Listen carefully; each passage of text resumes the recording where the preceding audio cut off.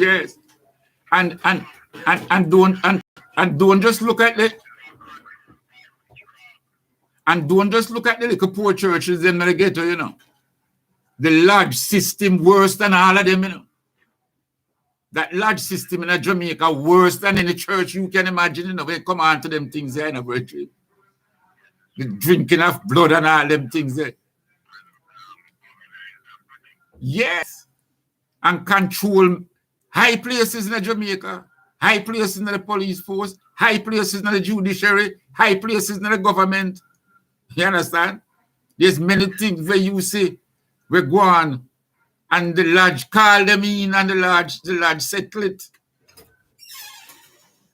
So when it come on to enough of them things that we were blaming even some other people and things, you know, it a come from higher order brethren, you know.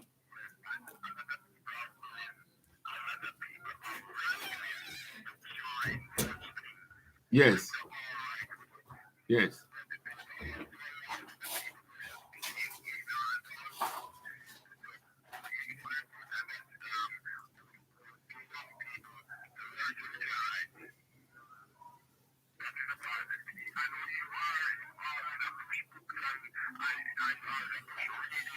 Yes. Yes. Yes.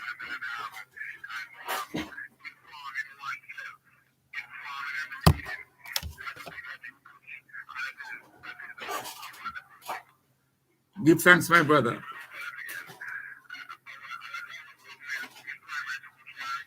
No, can't read, my brother.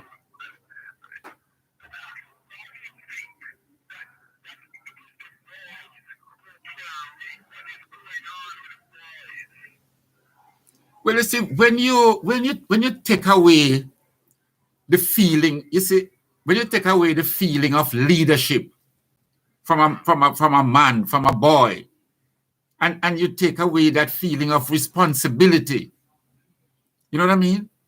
And when you subtract all of that, you know, what you're left with is a shell. Yes.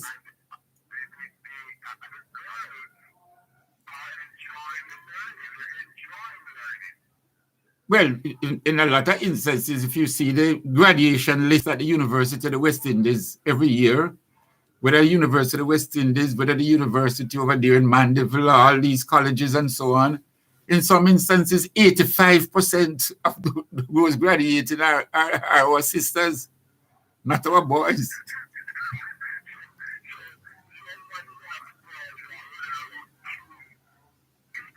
Yes. Yeah. Oh, yes. We got courthouse now. You see, overwhelmingly, you say 98% is boys. You understand? That is what they're doing. But when you walk on the road, you see it, you know. You don't have to go far. You walk on the road. Sometimes I drive and me look on a youth and I go to school. And when me see you see him pants the way down here, so. And you see him at this and you can see, so him not go to school to learn nothing. No. You know what I mean?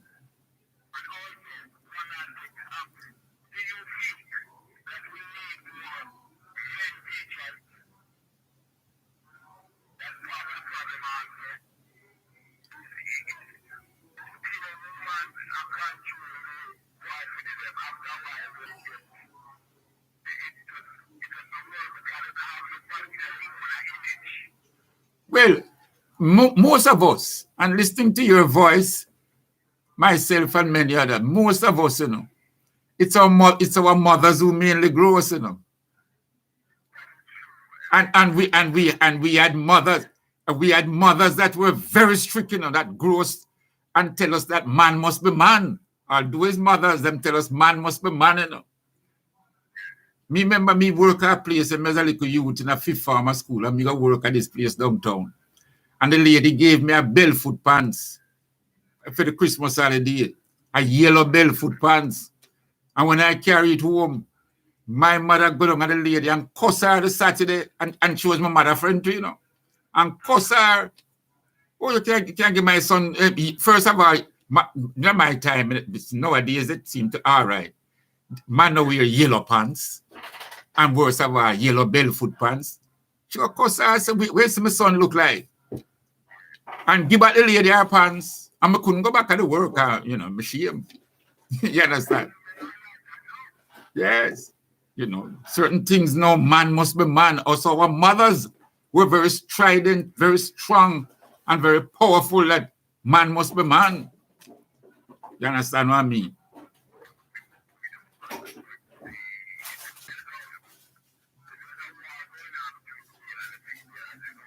Right. Which yeah, it shouldn't be a war. It shouldn't be a war. You know, it thing it, you know. I know many youths, including myself. I grew up with a stepfather. And that's one thing him tell me all the while. Don't carry out a girl if you're not going to bring her back home. Don't carry her out.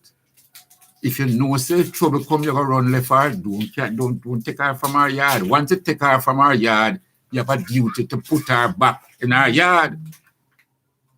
You understand?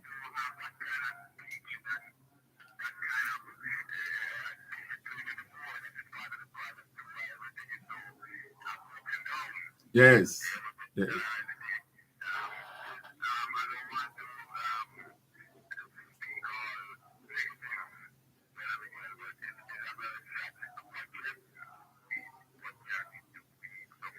Well, we want to start by at least pressuring the Ministry of Education to put Black history in the schools. We need to teach that 100%. Of course, definitely.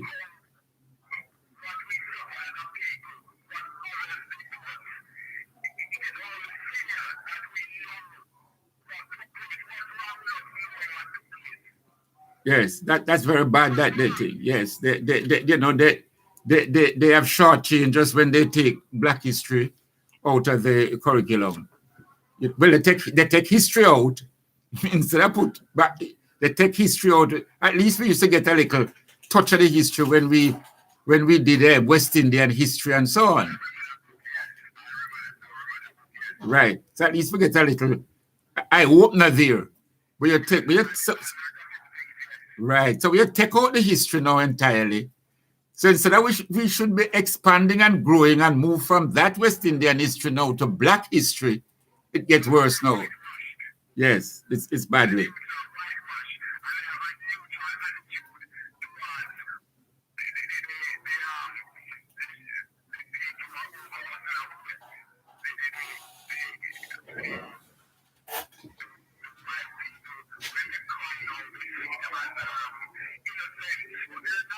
Yes, yes.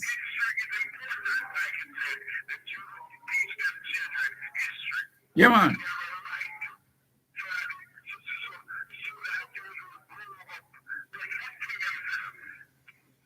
Yes. And we tend to, I think that I really want our listeners to change because you hear we talk about Windy that comes here some nights, right? Right. And sometimes he goes on Jerry's program. Windy brings some books, all kind of books. Windy bring, he gets them from the Salvation Army, and he brings them and gives us. Now, I, as a booksman, I go through books. No matter how it look or where it come from or where it's, I like go through books. And a lot of the books that I see Windy bring come here, some of them are exercise books, you know, that people think. And when I go through it, it's apparent that the teachers, them teaching 1 and 1 equal 2, and so on, and how to read and write. But it is obvious that they are not giving the children a sense of Black pride, a sense of Black nationalism. They're not giving them that at all. And as I mentioned last week, one of the books I went through where the teacher was teaching that girl to how to write an application for a job. And she write citizen America. You know what I mean? That is her thinking. Yes. Yes. Definitely. Definitely.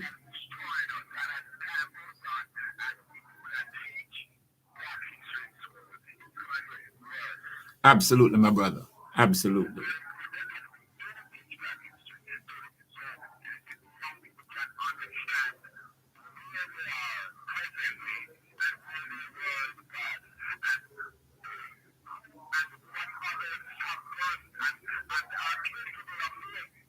Absolutely. And not only that, it's a beautiful history. It's a beautiful history. You know, when you if you know the history of, for example, the kingdom of Mali, which is around the 15th century, the kingdom of Songhai, the kingdom of Ghana, it's a beautiful history. If you know the history of Nepata, Mona Napata. But if you know some of the history in West Africa, East Africa, when we were making iron and steel in East Africa, the white man never knew nothing about iron and steel. So it's a beautiful history. You understand what I mean? It's not drudgery and it's not boring. It's especially if your teacher is somebody who is warm to these things. You know, when I went, I remember a few years ago, I was invited by some students who were studying midwifery to become midwives. And when I told them, and I brought illustration and showed them and so on about Ethiopians, it's hundreds of years ago, how Ethiopians used to operate on themselves, carry out surgery on themselves, you know. A man cut him stomach, take out him intestine, fix it up, clean it up, put it back in, and sew up back himself.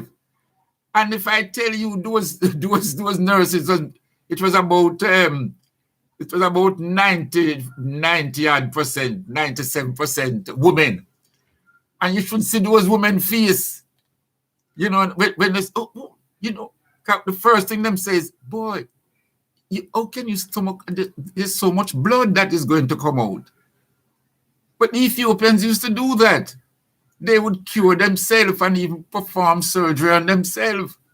That's a beautiful history. You can solve your own problem and sew up yourself and just lay down and rest and take a rest. It's so beautiful. Yes. Yeah, man. He operated on himself. Yes. Yeah, man. Yes. When you read of, for example, in places like Algeria, you know, those northern African countries, Algeria, Tunisia, and those countries, and because right, and you have the deserts nearby, and then we build cities there now. We build beautiful cities, and we had a beautiful sewage system. Yes, whereby we would run the sewage, you know, out now, and then you would run the sewage out of the kingdom, outside the wall. But you would set up gardens outside the wall, right there in the desert, and use that sewage now to fertilize and water the garden. And from that now we would get our food. Yes. So it's a beautiful history. When Mansa Musa went to Mecca, him devalue everybody else's currency, you know, when he left from Mali. You look at the map of Africa now, and when he left from Mali and went to Mecca as a Muslim, you know what I mean? And he was carrying out the Hajj and so on. All along the route, he gave away gold. Gave away gold. So it mashed up the economy of every country. All of the average people. Just imagine in Jamaica now, and a man passed through and gave everybody money.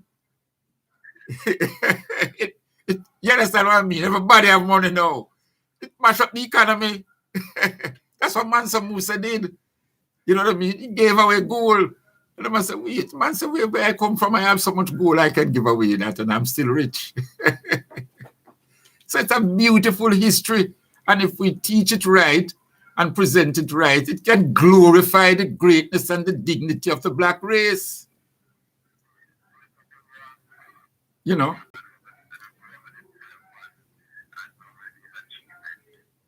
But then there's so much. Well, take it.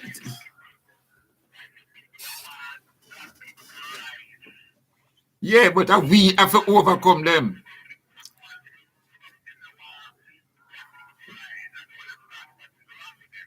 We won't change it because take a lot of fighting going on now over in Ethiopia with the Tigrayans and the Oromas and the Amaras. There's an area there where a lot of fighting going on there, a place near Afar and in the Afar Valley and the Afar River. Right there now. And when you know that history, and it is white people, white professors from universities in London, the States, and Canada that go there. And they have found human fossils, human skulls, human bones, and they have dated some of those fossils that they have found to be over 4 million years old. It means 4 million years. So it means that we had a civilization there amongst our own black people that must have been the heights of liberty. You see what I mean?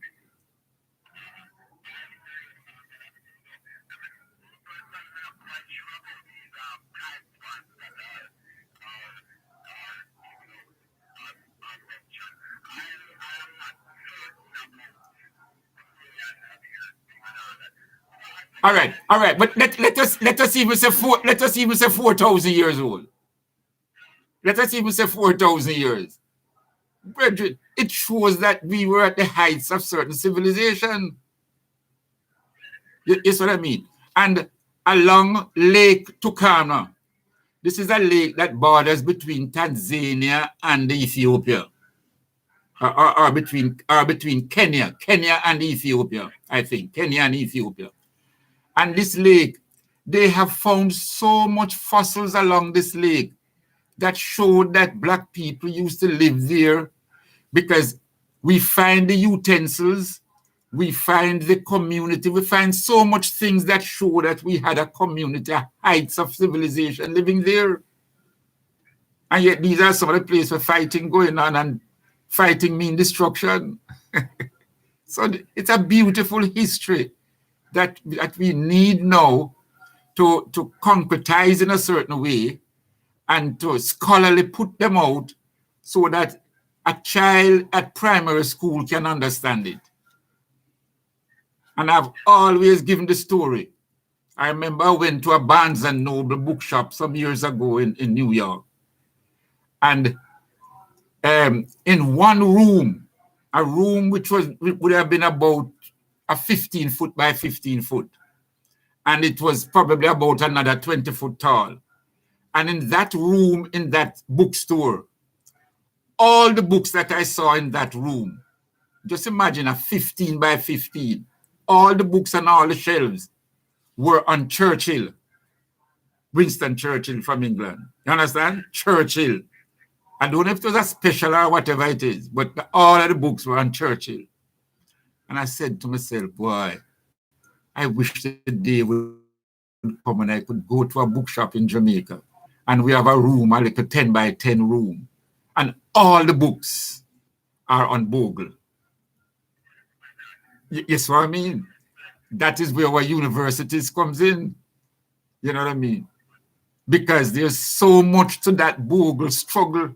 There's so much to that uprising. There's so much that is, you read more about Bogle when you go to the museums and the libraries in England than you read about in Jamaica.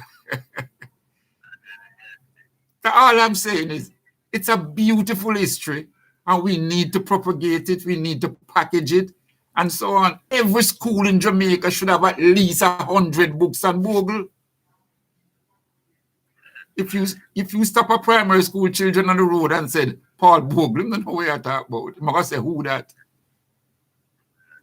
It's our fault, my brother, because a beautiful history. And above all, it's a victorious history. It's a victorious history that he was able to take them on the way he did, although he lost his life and quite a number of our brothers and sisters lost their life. But we taught the white man a lesson in October 1865. You understand what I mean? So, you know.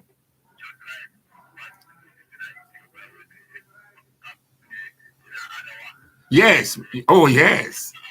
The Italian 1896. Yes.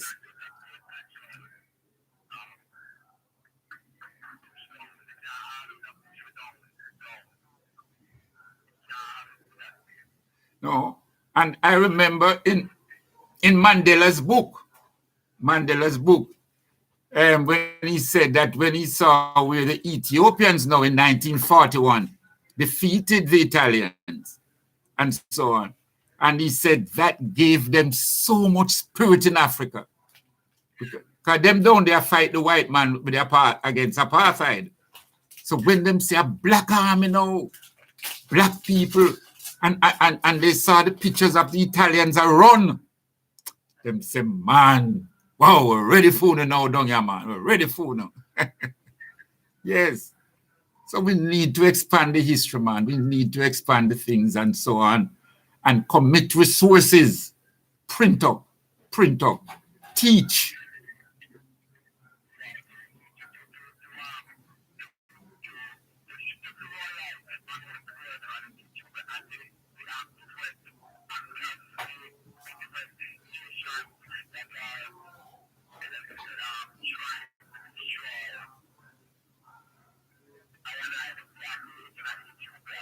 Of course, trying hard to destroy that independence. Yes. Yeah, man. Support. And backing the TPLF, yes. Backing the Tigrans, yes. A lot of them, they want to see the country divided and so on. Especially the Egyptians, the Arabians, the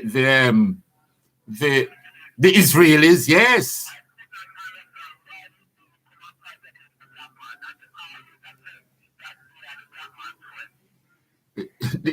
Not only that, you see, a man might say that, but I've said it so many times on this program. When the Ethiopians were airlifted to Israel, and Israel thought that they were going to bring the Ark of the Covenant with them. Yes, when they carried the falashas and said, no, love with, no, man. You understand? And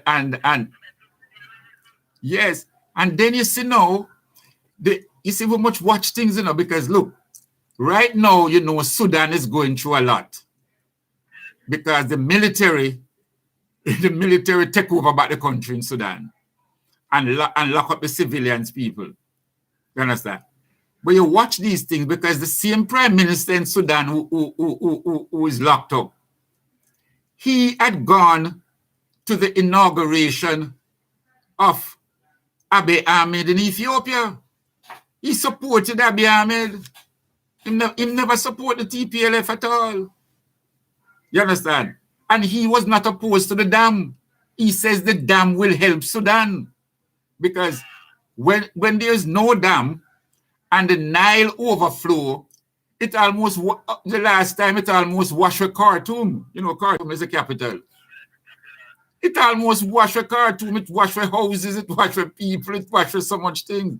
So he says if the water is controlled, then they can do better planning in Sudan. Yes. But America now forced Sudan to recognize Israel. Them, yes, man, force them because the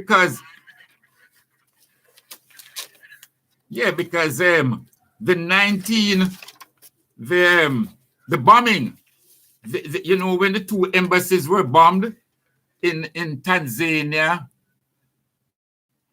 yes, 98, when the two embassies were bombed the same day, yes, in Tanzania and Kenya.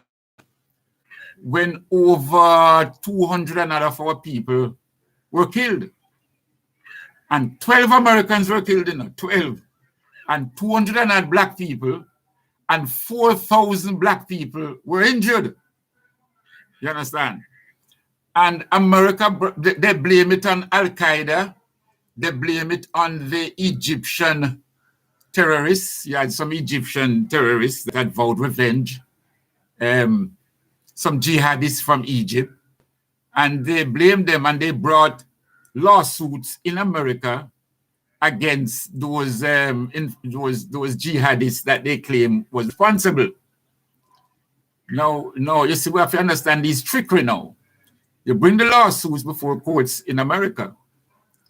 And, at that time, al-Bashir and those were the leaders in Sudan. Now, and the lawsuits was on the books. So when the Sudanese people rise up the other day now and overthrow Omar al-Bashir, the Americans reminded them that there's a lawsuit for the millions, for the lives that was killed by the terrorists. The terrorists, most of them was not from Sudan, but they had used to Sudan as their launching pad. So the first thing the poor little government know, this was the people who marched. Some of them were shot and killed. We saw it on television. And when they finally get out al-Bashir and try to liberate the country, the first thing America say, you have to settle this lawsuit, You have to say, before we can discuss any sanctions being lifted, or we discuss any amiable treatment and settlement, you have to settle this lawsuit. So the Sudanese said, but Mark, you got just a little baby come out of a problem, we can't go think about pay you them the millions.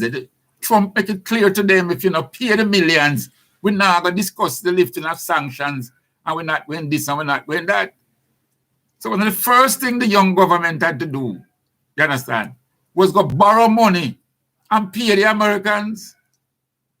They borrowed from Saudi Arabia. They borrowed from IMF and all of that, and pay the Americans to settle that lawsuit where the 12 Americans were killed.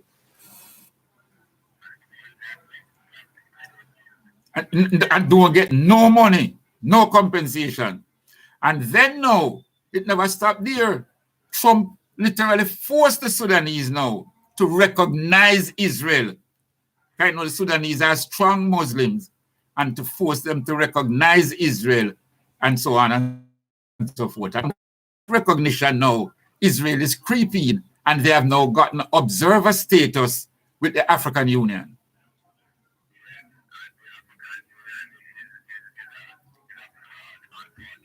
Yes. Embarrassing.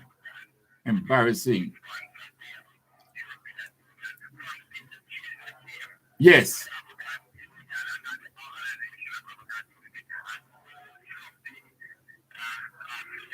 Yes. You can tell when something fishy is taking place. Okay. Because you have the European Union.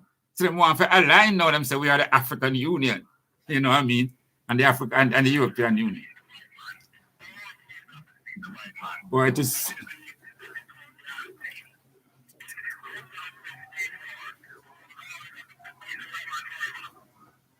Well, make we see how it run now, but what you think about Barbados now getting rid of the Queen? Beautiful thing, man. Beautiful. But not just small in size. But remember, I say we used to call Barbados Little England, They so mimic England. When I went to Barbados in 1973, because that is where the law faculty at the time was, in the Caribbean. And when I went there were many days where we had fights with the Bajans, fights, physical fights, Because we went into restaurants and we order food, and we see white people come in after we order them food, and them get food before we. This is something we see. So when them bring our food, come, we turn over the table and walk out. So now I pay for the food. Yeah, man. All sort of things. There were fights in Barbados. You understand? Because there's some things we stood for. They used to give white people preference, and this is 1973, so a long history. You understand? We saw it firsthand how the Bajans treat the whites better than the blacks. And to see now that they are...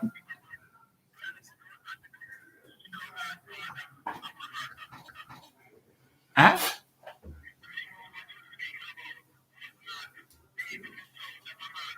No, man, this is Barbados. Barbados, man. Barbados, brethren. Yes. Black people were treated bad, and for see now.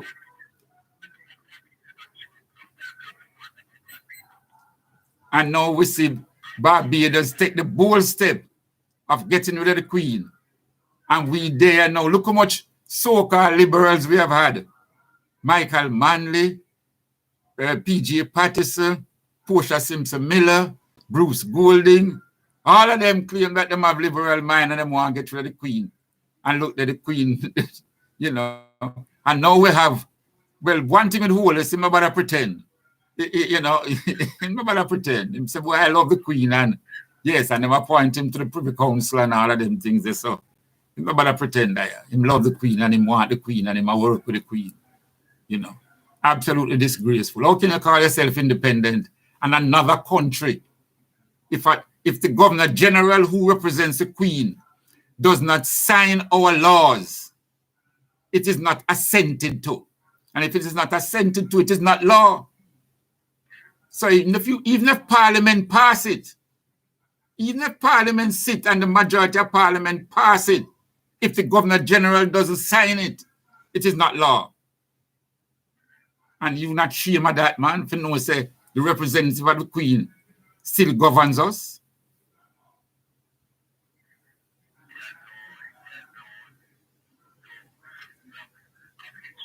Yes, no backbone, no balls, nothing, no balls. No, man, no balls, man. There's a thing known as black pride, my brethren. Black pride. Eh? By far, because, and not only that, you know, we should point out to our listeners, not only is Barbados, they are getting rid of the Queen because Barbados is celebrating their independence on or about the 29th, either the 29th or the 30th of November coming, you know, right? They are celebrating their 55th anniversary of independence. I think thereabouts. Yes, just a few years before them. Right. Now, so what Barbados is doing now, the day before their celebration of their independence, they are getting rid of the Queen and they are appointing a black woman as their first, let us call her their first president. Yes, their first president. So that on the next day when they are celebrating their independence now, they will have a genuine black president.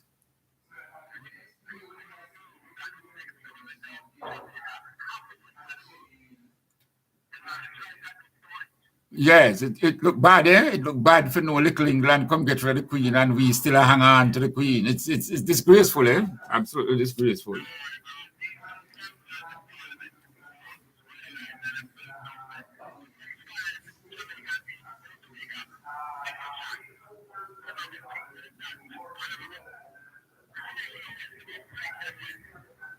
Yes, we really want that.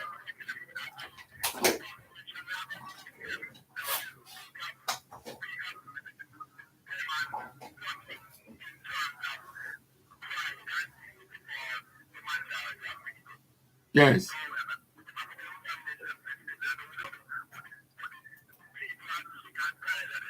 Yes.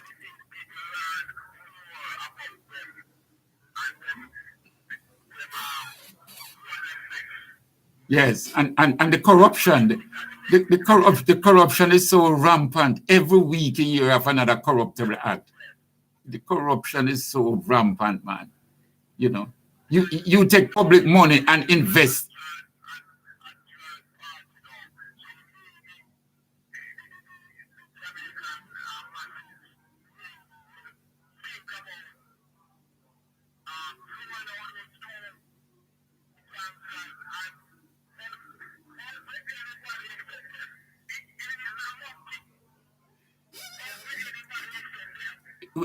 you see, my brother, the process has to change for anybody to beat them.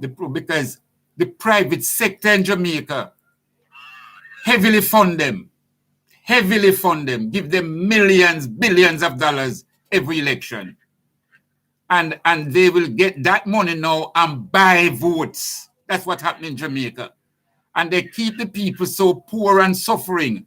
It's difficult when you go out and tell a man, vote by your principle. And a man say, Brother Miguel, you can talk about principle. Me, I think about, me will send my pick to go to school Monday morning. Yes. They have told us that, brothers and sisters. We have gone on the campaigns and people tell us.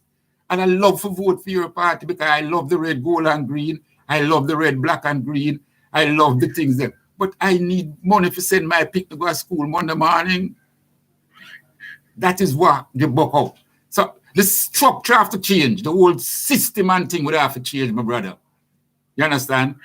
You understand? That to ensure, yes.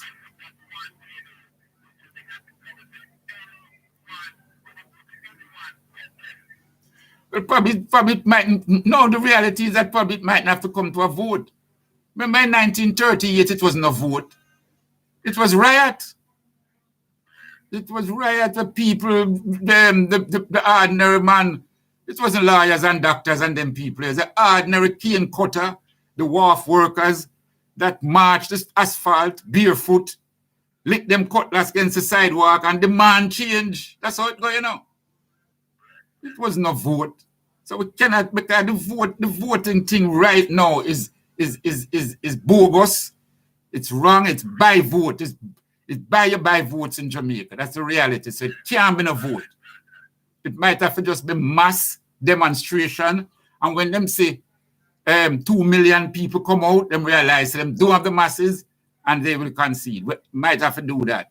But it can't be no voting because the private sector, them is the cause of the crime and violence in this country, the private sector, brethren. Them finance it, yeah, man. Yes. So my brethren, I really give thanks to the reasoning, nice. But, yeah, man, blessings and honor. Stay strong. Yes.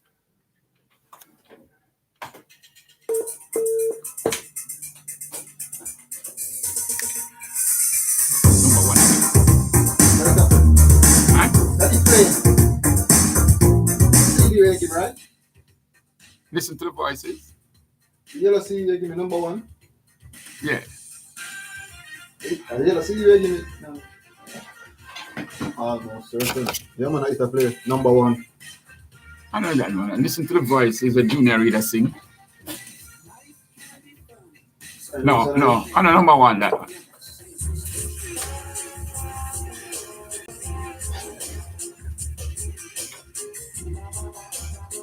Number one. Yeah, number one. You start playing and start. Phone call coming in.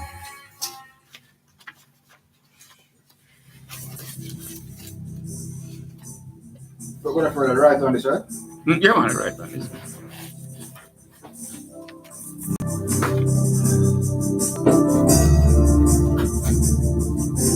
Keep the lines open, right? More calls. Huh? Keep the lines open. Yeah. Your race is run. You think it's over. It's only begun. Child is born who has to face the world you're leaving, a dangerous place. Listen to the voices crying to be free. Give me the promise that we promised to be. Love and understanding are better than a war. People just laughing because they've heard it before. Night chills in Plenty Town. Yes, sir. Cardboard hotels, they sleep on the ground. Hard choices, how to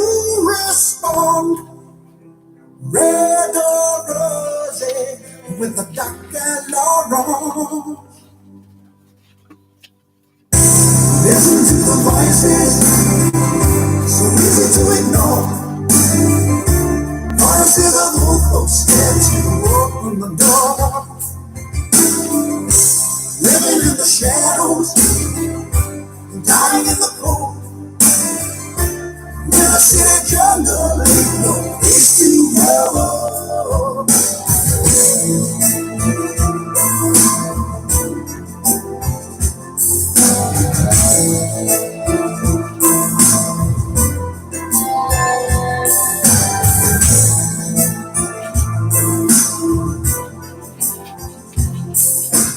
Helpless, we'll never I give you the keys too. This? With that song, I give you the keys. This one? It's so hard Yes, to yes. see. Thank you. Kindness, yes, that same old song. Don't stop singing. There's so much strength in kindness.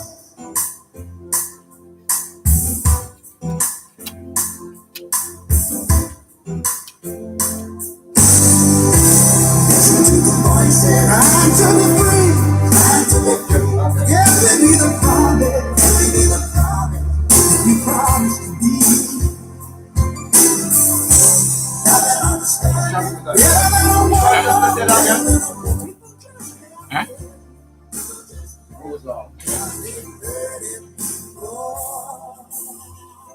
Listen to the voices. Trying to be free. I'm going to let them know right Give me now. the promise. So the transmitter problem. Let them know right away so they can start it out. Who's on one of your section?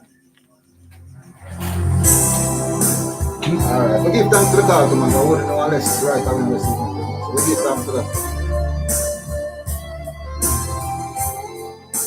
Alright, respect. We're having a problem. Bobby. It's not gone fully what's that? The fried. You know. The next song you're going to play now is about talk with and play number 6 from the same album. 6. Alright.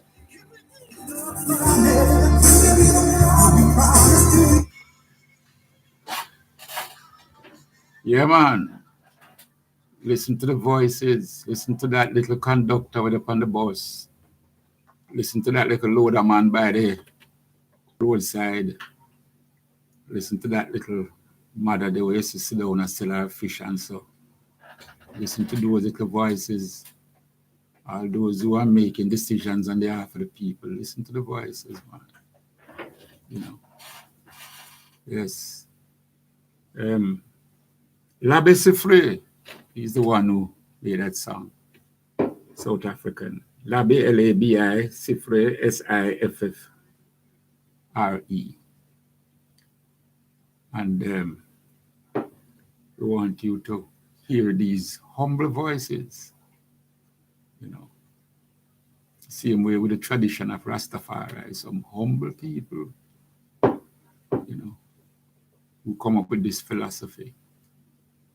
And almost all our great minds, all those early brethren, it was just a pattern to charge them for sedition, you know. Yes. And the beauty of it all, they never went to court and deny their blackness. They never went to court and deny Haile Rastafari. They all stood up and said, yes, we praise the returned Redeemer, the returned Messiah, the returned King of Kings. And so we must congratulate them for holding to the faith. They took their beatings, they took their punishments, they took their baton blows, they were placed in cells and deliberately given pork to eat after days of starvation, and they all refused, brothers and sisters. It's a beautiful history. It's a history of pain, but the beauty of it is that we stuck to our principles and our philosophy. And it's the same way when we teach the African history. We must teach it. Even in the Holocaust, even in the transportation coming across and the brutality and all of that. When they threw, some they threw overboard, but there were many who jumped overboard. And many of them, when they were going under that water, all you could see tucked out of that sea water was the clenched fist.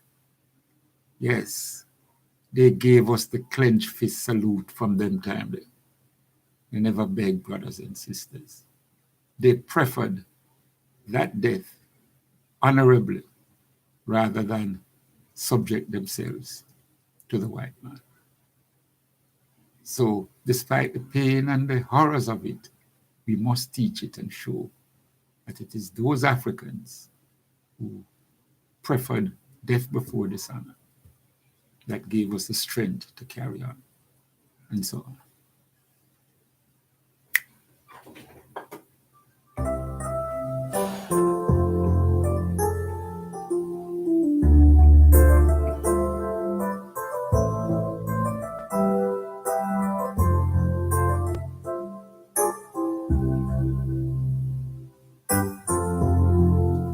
Line up my youth for me now. The higher you build your barriers, My youth. Salaman Malango. Yeah. You have a caller coming though. All right, I'm going to take the call. the further you take. Greetings and blessings. Eyes is eye, black live.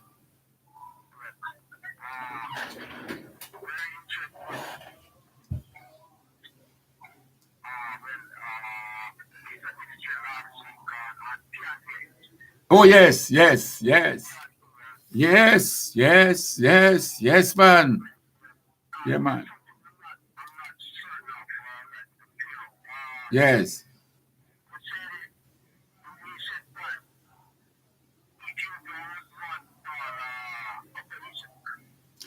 Yes, yes, yes. They would, not the Ethiopians call themselves Upper Egypt, you know. It's the others call them Upper Egypt. Yes, yes. No, I can understand, you know, because there were times when that whole area, it never did border up like it is now. We could have said the border between Ethiopia and Sudan, or the border between, you know what I mean? And so anybody who come from up that region now was referred to as Upper Egypt. So you'd have certainly have part of Sudan as part of the play too.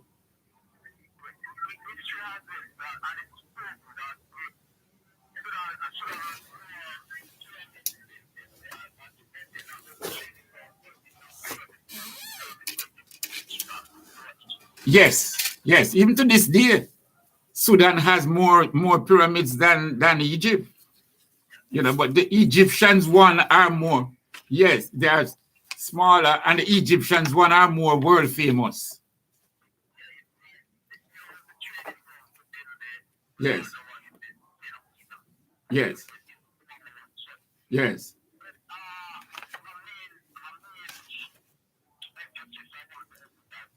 Yes.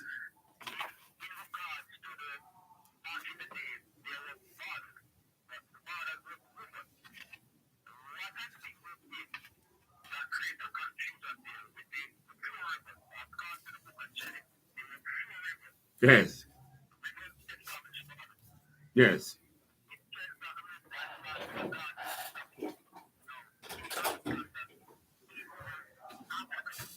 Mm-hmm.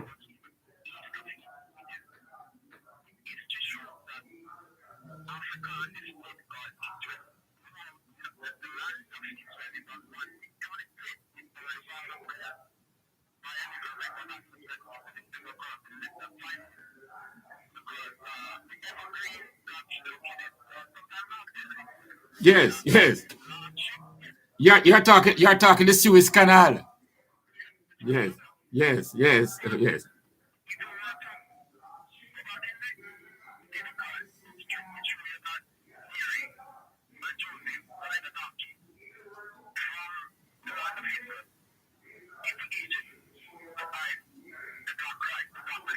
Yes.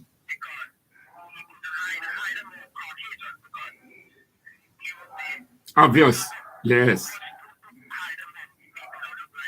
Black people.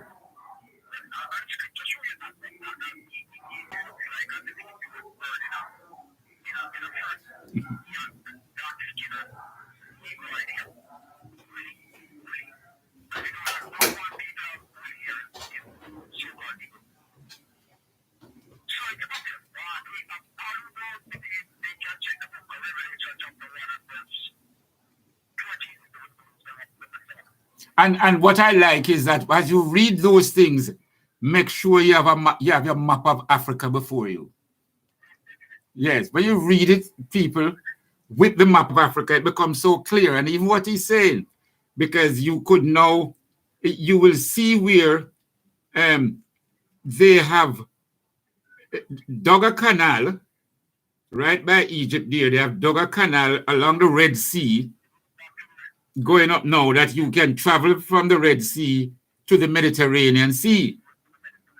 But what he's saying is that before that, you could ride your horse because it was pure land. You could cross it on land. Yes, yes, you're absolutely correct. And if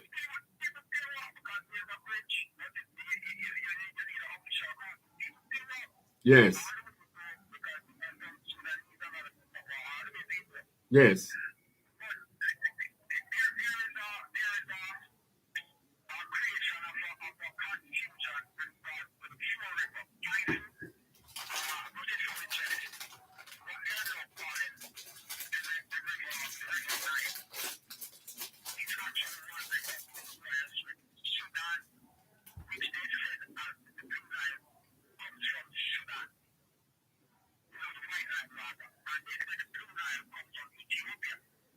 No, it couldn't come from Sudan because Sudan is much lower down. So it couldn't start in Sudan.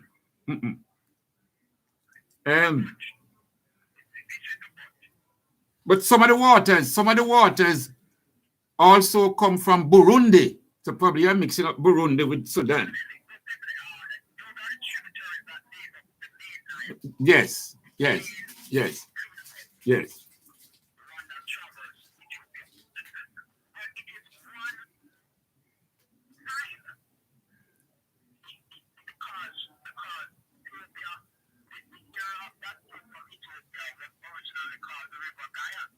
Gion, yes.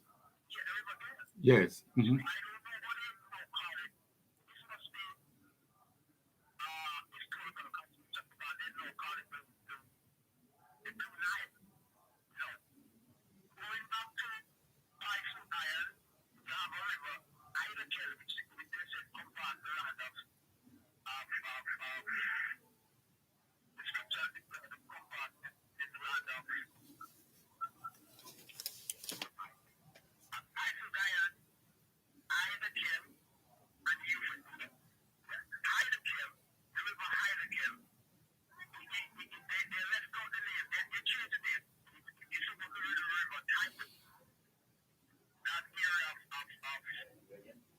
Mesopotamia. Yes.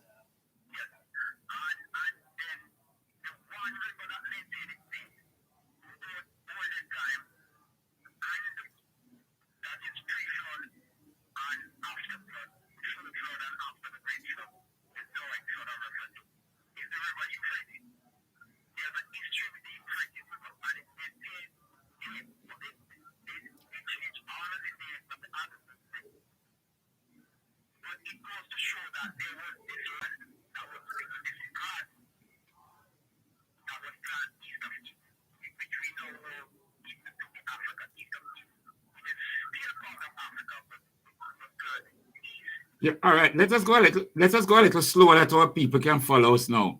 Because when I say Euphrates now, we have gone over now to where Syria, modern day Syria and Iraq is. No, so? And the Euphrates now, that one, I think that empties out into the Persian Gulf. Yes. Yes. We just want our people to be able to follow us and understand that whole area. Yes. which again is a beautiful history. It's just that all these people have gone over into Iraq and Syria and have caused havoc over there, destroy great civilizations, destroy great temples and all of that. Over in, cause Damascus, you read a lot about Damascus in the Bible, and it was a place of great learning, great marketing, and so on. It's what I mean, my brother. Yes.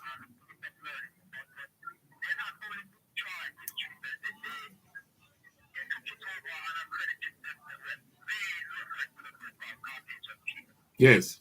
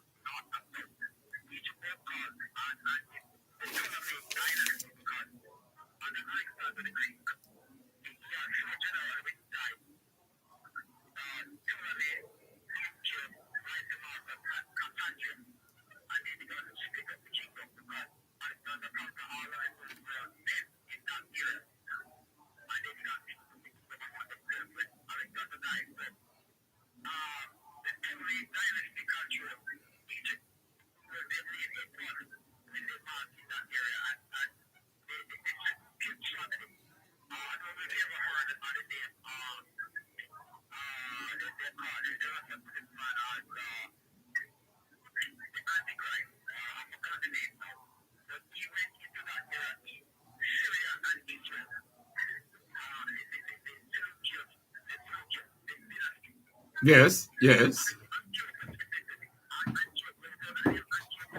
Yes, man. Yes.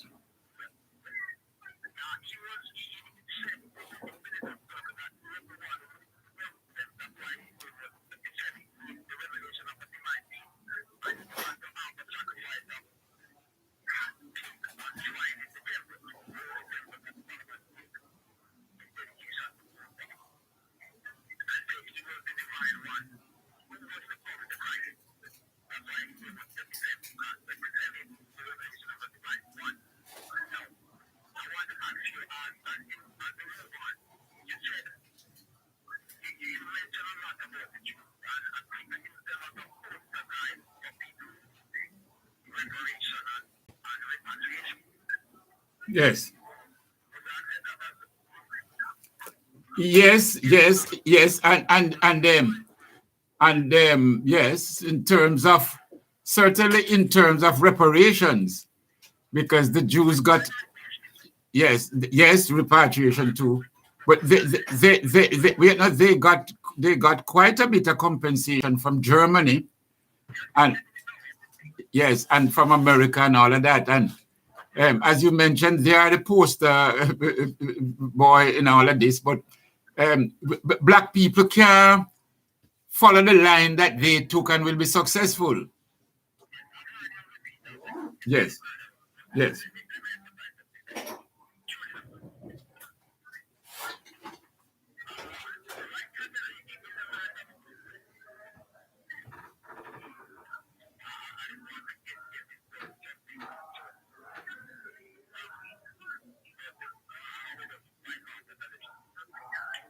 All right. We soon have to wrap up now, my brother, because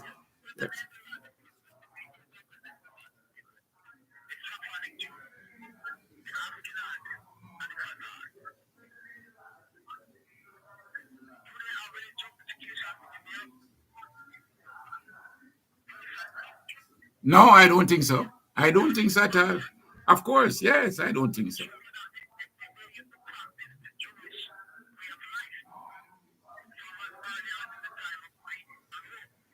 Yes.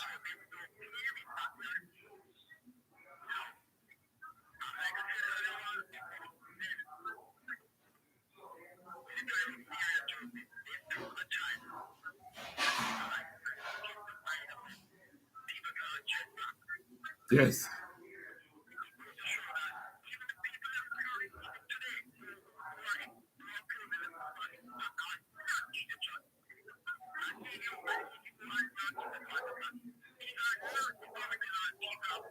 You're correct. Hold on. Not just Egypt alone. Tunisia, Algeria, Morocco, all of that North Africa. Yes. Because remember Hannibal? Hannibal come from North Africa, you know. Yes. Yes. Yes. The Moors. Yes, the Moors, the blacker Moors. It's Hannibal, you know. Yes. All right. Beautiful, my brother.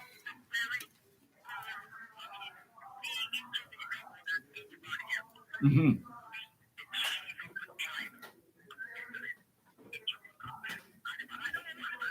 All right. Beautiful. My brother, we can leave it there then. Beautiful. We can.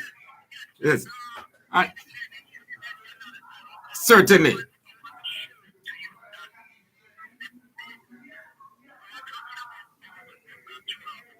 Yes.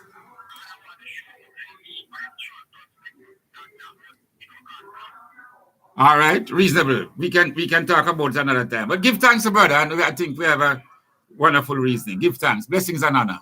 You take care now. One love. One love. All right. Yeah, people. I wanted to bring up here, and I hope you all by now know you can't follow this program if you don't have your atlas in front of you. You have to have your world atlas, whether you have it on your phone, whether you have it on whatever. Because just like the brother there, and if you're listening, it will sound like we're jumping all over the place. But if you're looking at the atlas while we're speaking, you'll realize how close some of the areas he mentioned, like Syria, Iraq, Euphrates River, it's not far from Ethiopia, Egypt, Sudan, and those places, you know. It sounds far, but we used to walk it. We used to walk it, you know. Nice, nice, nice. All right. I want to read this to you all. Someone sent me in my WhatsApp here, and I want to read it.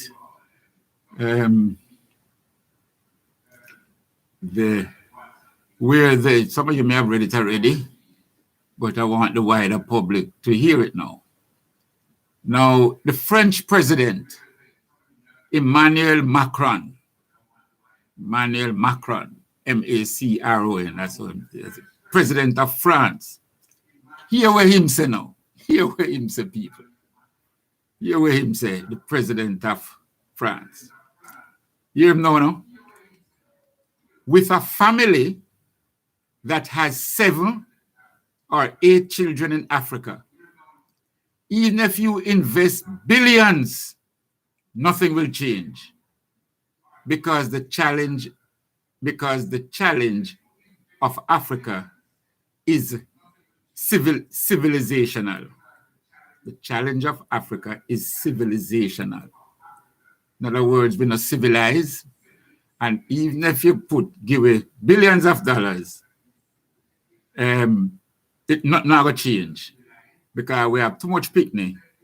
Most of the families have 7 or 8 children, and so on. So, this is a feisty little maga brother in France. I say them things there now. Well, hear what now?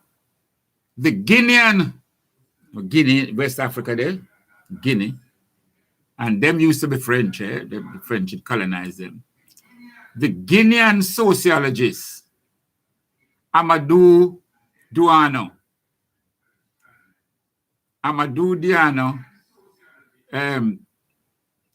he is a professor at the Amadou Dieng University of Conakry. And if you had followed this program, you remember I tell you more than once that we have Conakry, capital of Guinea. You have two Guineas, really. You have Conakry, the capital of Guinea, and you have Bissau, another Bissau, which is part of another country called Guinea. In all of that in West Africa. Well, Conakry now, and this is what the sociologist answered Macron. This is what he says in answer to this foolishness of Macron coming. Let me read Macron foolishness again for those who just joined. Macron, now the French president, said, with a family that has 7 or 8 children in Africa, even if you invest billions, nothing will change because the challenge of Africa is civilizational, right? You're not civilized. The Guinean socialist now, Amadou Douene. Amadou is spelled A-M-A-D-O-U. Amadou Douene. Douene is spelled D-O-U-N-O. Douene. A professor at the Amadou Dieng University of Conakry, that's Conakry, the capital of Guinea, answers him. Answer Macron. So this is what I'm saying now. Him say, Africans do not need your debauchery civilization. Because with your civilization, a man can sleep with man. So we don't want your civilization, a man can sleep with man. A woman can sleep with a woman. A single president can have 2 mistresses at a time. A woman can sleep with her dog. A child can insult his father, and a child can insult his father and mother without any problem. A child can even imprison his parents.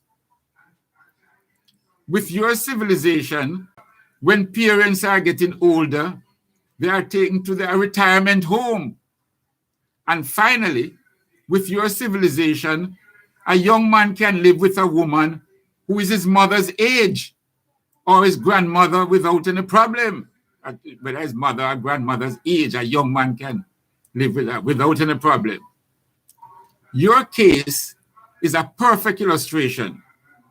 Africans have no civilization lesson to receive from people like you. Africa is by far the richest continent in the world with its enormous mineral wealth. What is delaying this continent is the large-scale pillage, the large-scale stealing, pillage of the resources by the great powers, France in the lead.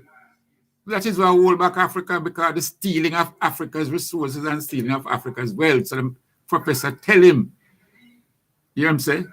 What is delaying this continent is the large-scale pillage of its resources by the great powers, France in the lead. All the misery of Africa comes from this complicity.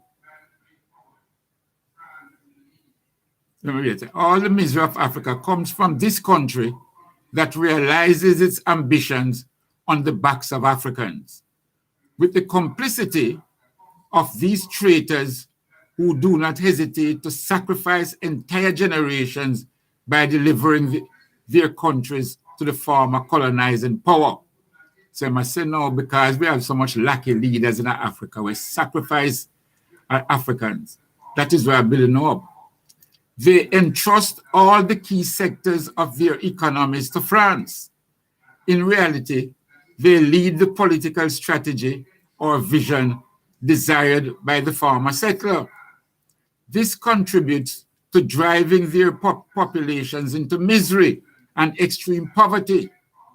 This is the cause of coups d'etats, civil wars, genocides, famines, and with despots at the head of these countries that are kept in power by France because it meets all their requirements. France is nothing without Africa. The day the African countries turn their backs on France, this country will plunge into chaos. As long as African countries do not abandon their domination of the former colonial power, by taking charge of their own destiny, as the Asian countries have done, it will be very difficult for them to get out of the abyss. The challenge for Africa is to get rid of France, because the latter is not the solution to its underdevelopment. It is at the heart of the problem. So this professor answer Macron, the president of France, who is blaming our situation in Africa because we have 7 and 8 children in our families. Wow. Black people, don't stop having a picnic now. Don't stop having a picnic. The professor said, your civilization mean man can sleep with man, woman can sleep with woman, young man can have wife who is the age of his grandmother. That not go on in Africa, brethren. Look out, them things, although you have 1 and 2 little sell-out Africans that take on them white civilization and now. But I like the way him answer Macron. Professor make him know, say, look, and this is similar to what I had mentioned earlier on in the program, when I said when the white man went to Africa and tell the people about God, they say, well, your God were in the sky. Your God were born of a woman where a man never make love to. But I come teach you them things, man. See, keep that in your country. Keep that in your country. Yeah, man. Yeah, man. Love rest free again. Something inside so strong.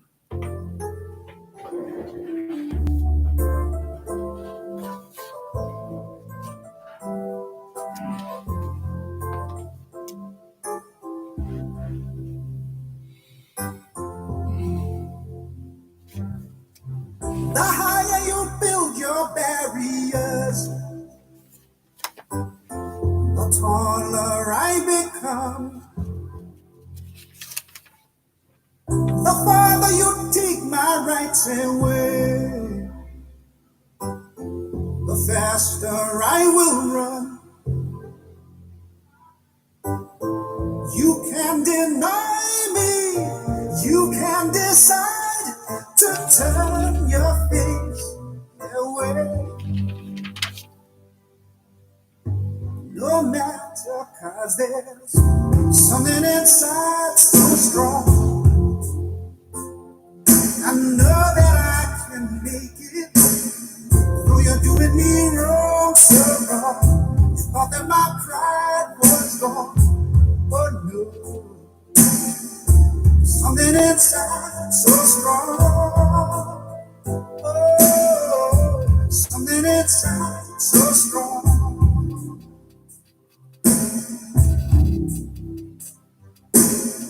The more you refuse to hear my voice, the louder I will sing.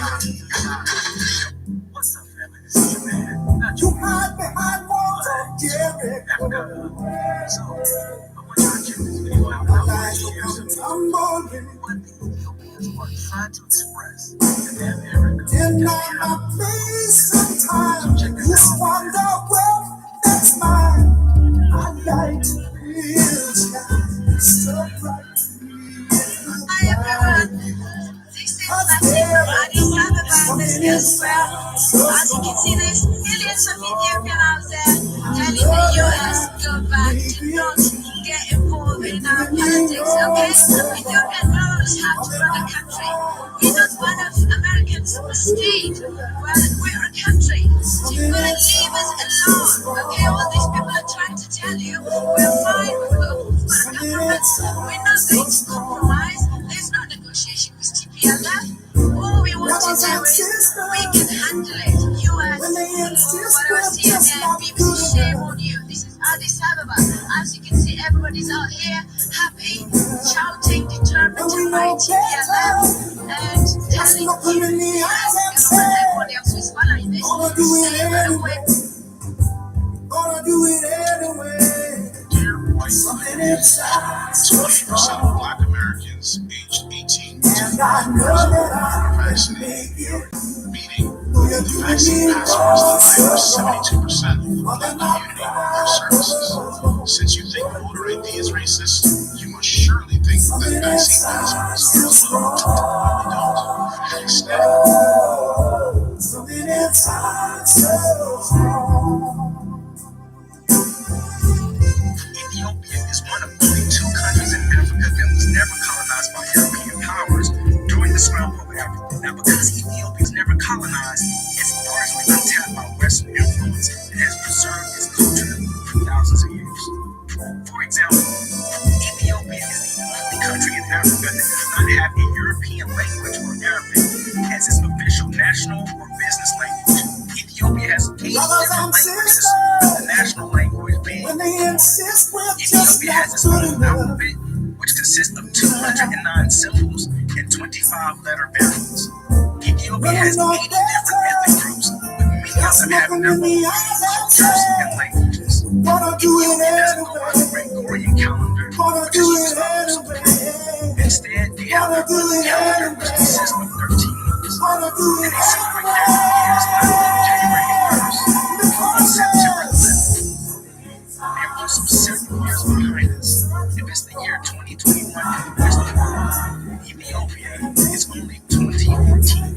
Also, time is counted differently. Ethiopians measure time when the sun rises. So when the sun rises at 6 a.m.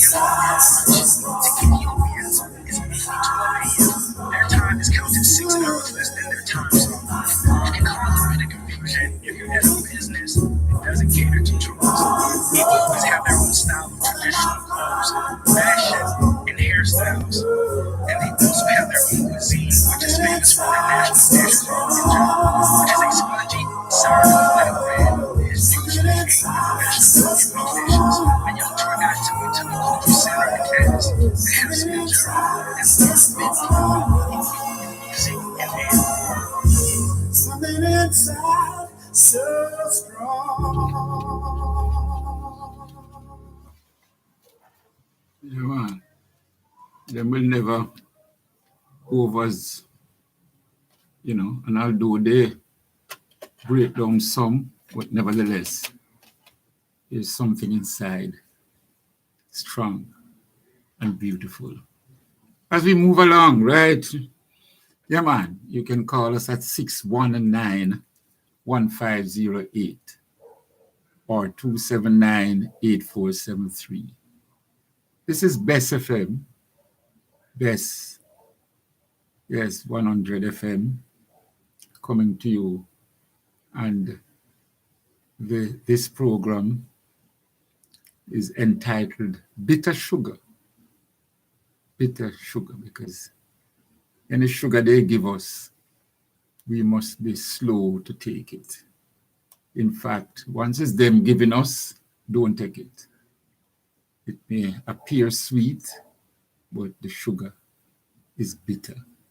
So this is how we stand with bitter sugar, brothers and sisters, as we move along. There was an article in the newspapers, in the Gleaner, yesterday, and we had Mama Gudas, which is the mother of Queen Nzinga. That's the young sister that was forcibly abused. We have now been advised that Indicom has completed their part of the investigation, and they have sent the file to the Director of Public Prosecution, the DPP. The reason why they have done that is because there was a case earlier on that came before the courts, and it was decided in that case that Indicom does not have the power to prosecute. They are presently an investigative body, so they can carry out all the investigations, but the power to prosecute rests with the DPP. Different governments have said, when I say different governments, because we're starting from Bruce Golding, And then from Bruce Golding, we had Portia Simpson Miller government.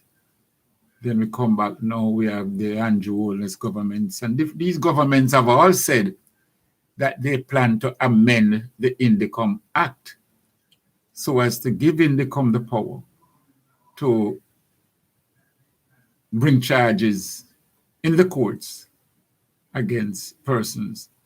They, having done the investigation, their investigators, their workers go to the field, get the statements and so they would have a closer hands-on situation of many matters over and above the DPP's office. And I think they should have the power to prosecute. And it's just to amend the Indicom Act and allow it. But like I said, different governments have said they're going to amend it, and the usual chat.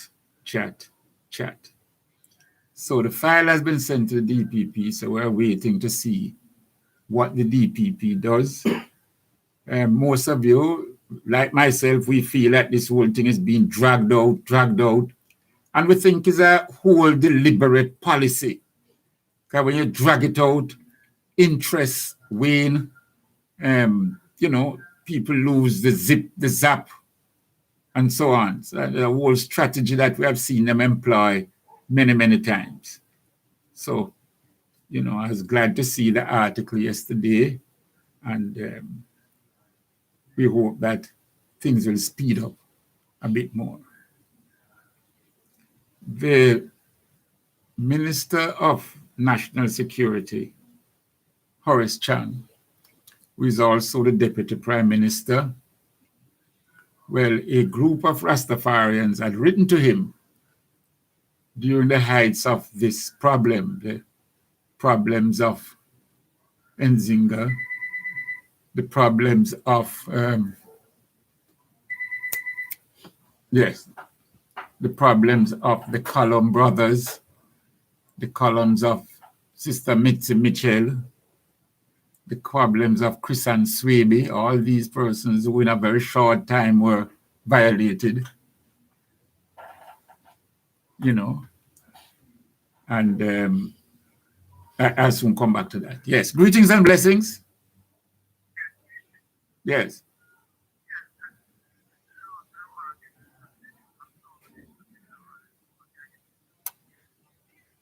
Yeah, man, I can give out the number, but you don't want to send nothing to what we have discussed so far in the program this evening, now that you get in touch here.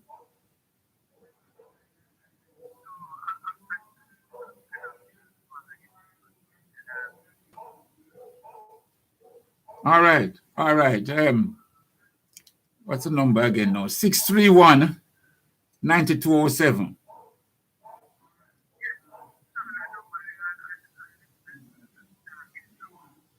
You don't hear it ring?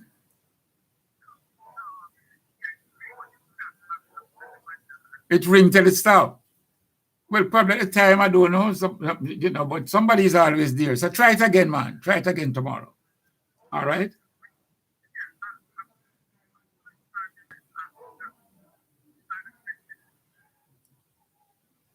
We're at 75 East Street. Yeah, man, 75 East Street. That's downtown. East the fine. Yes.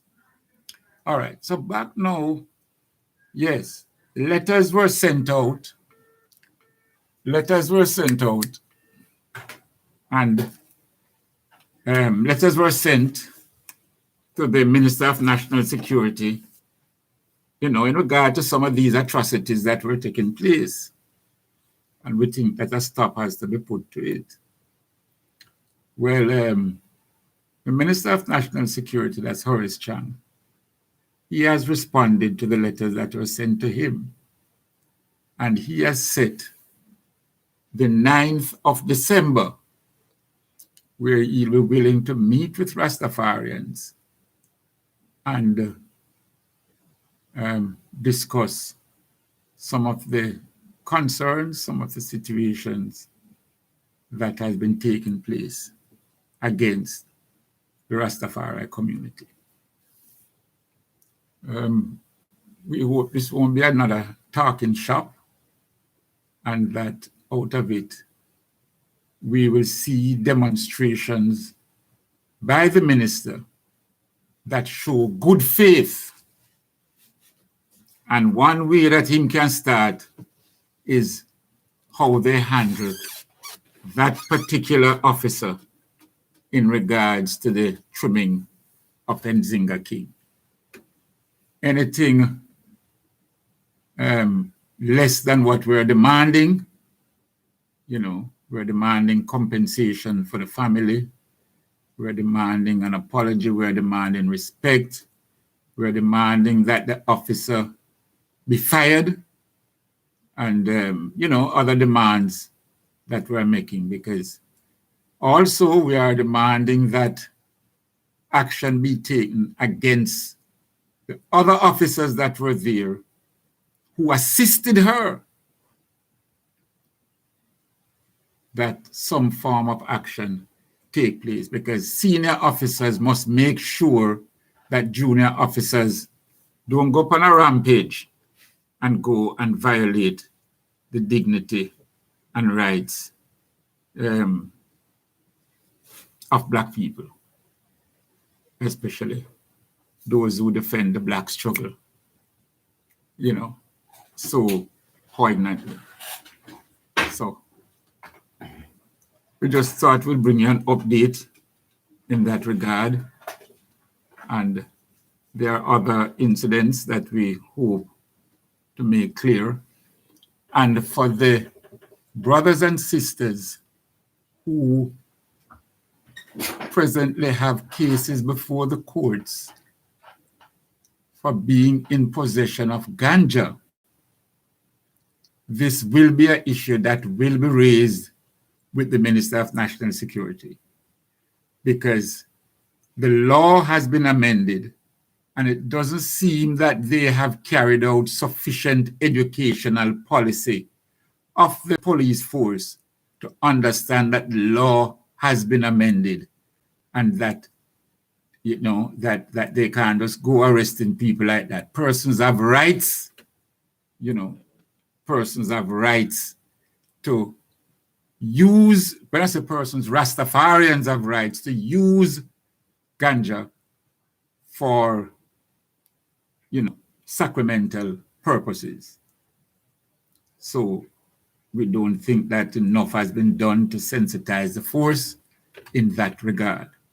So we're telling those brothers and sisters, some of them have cases before the court, want to heal the brothers them up in Claremont, want to heal the brothers them up in Brownstone, and I want to heal those brothers have been having regular dialogue with the police so as to educate them as to the new situation with regards to ganja. The brothers are some very, very intelligent brothers.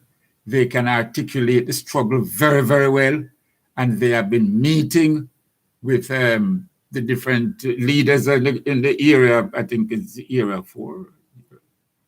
But the officers in charge of that area, and they really want things to change. But we think that those who have cases before the court, for example, brothers who might be carrying with a 6 pound or 7 pounds of ganja to go to a Nyabingi site, or to go to a particular center where Rastafarians gather, And this was made clear when the law was being amended, that there are many brothers and sisters who don't grow herbs, and they will have to go places to buy the herbs to take to the Nyabingi or to take to any function that they're having. And you can't say a brother driving and you say that, as far as you know, he's only entitled to a spliff. The commissioner and the Minister of National Security, they have a duty to educate all the members of the force as to what is the new position. And like I've said so many times, a man is wanted, you put his picture almost in every police station across Jamaica so that any officer buck him up can pick him up because he's wanted. But the same way The law has been amended. You need to put up posters in all the stations across the island to educate every little constable right up to superintendent, commissioner, etc., that the law has been changed and we need to change with it.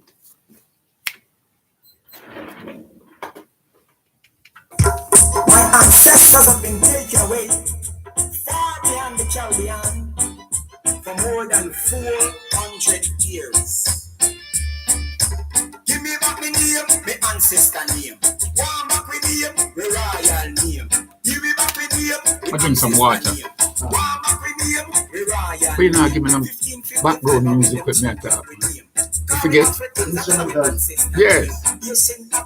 That's how we're not talking. It's not terrible. Ancestors are chop sugar cane. Build up your industry, fortune and fame. Erase all my history from out of the brain. Some can't take the pressure, so they run insane. And no flies you take and shed no blood stain. They say give me back my name, my ancestors' name. One back with name, my royal name. Give me back with name, my ancestors' name. One back with name, my royal name. Columbus get a charter from the Queen of England. We carry black people from the motherland. We chop sugar cane by them plantation. And Jesus, they show them how we come round Japan. 1655 it was into action. A long time it's out in the big ocean. And no more that's why we take this man. So do us a miracle without God formation. Just give me back the name, my ancestors' name. Draw back the name, my royal name. Give me back the name, my ancestors' name.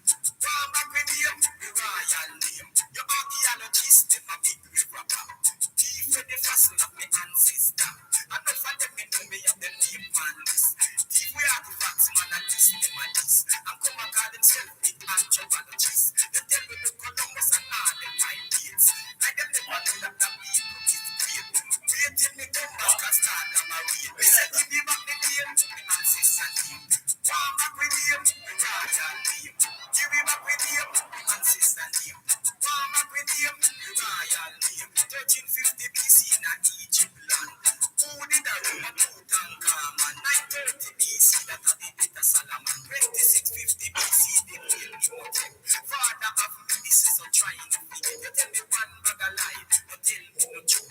The first woman who you hear about the king and name. Cleopatra 31 BC, she had the last era. Tough respect to all the great animal. The man a warrior, he was a great black man. Oh, you be tell me say truth upon the land. Check out the river Nile from where we began. 4145, my turn my land. All the water needed the circulation. I put them on the mic, on the great history man. Give me back my name, my ancestor name. Draw back my name, my royal name. Give me back my name, my ancestor name. Draw back my name, my royal name. Don't go read the book, it's total legacy. You tell me where you're here, you tell me where you see. Plato, Socrates, and Aristotle. Greek philosophers want to with history. Italian artists, them a try check away.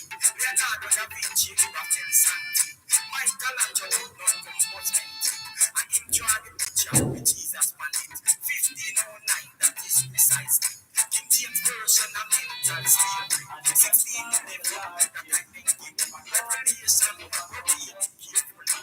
This reality has to be seen and the dream. The man I know, the man I know. The one like the different, the one like the two. The man here, the man they say the man loves some. They take them out the rabbis and I show them the light. The man's skin no red, the man's skin no white. Just like a grass in a blazing fire.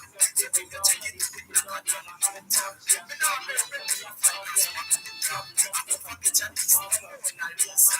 You see white to me, and then I cheer Kanda. You must see the first big picture. The black man and the machine.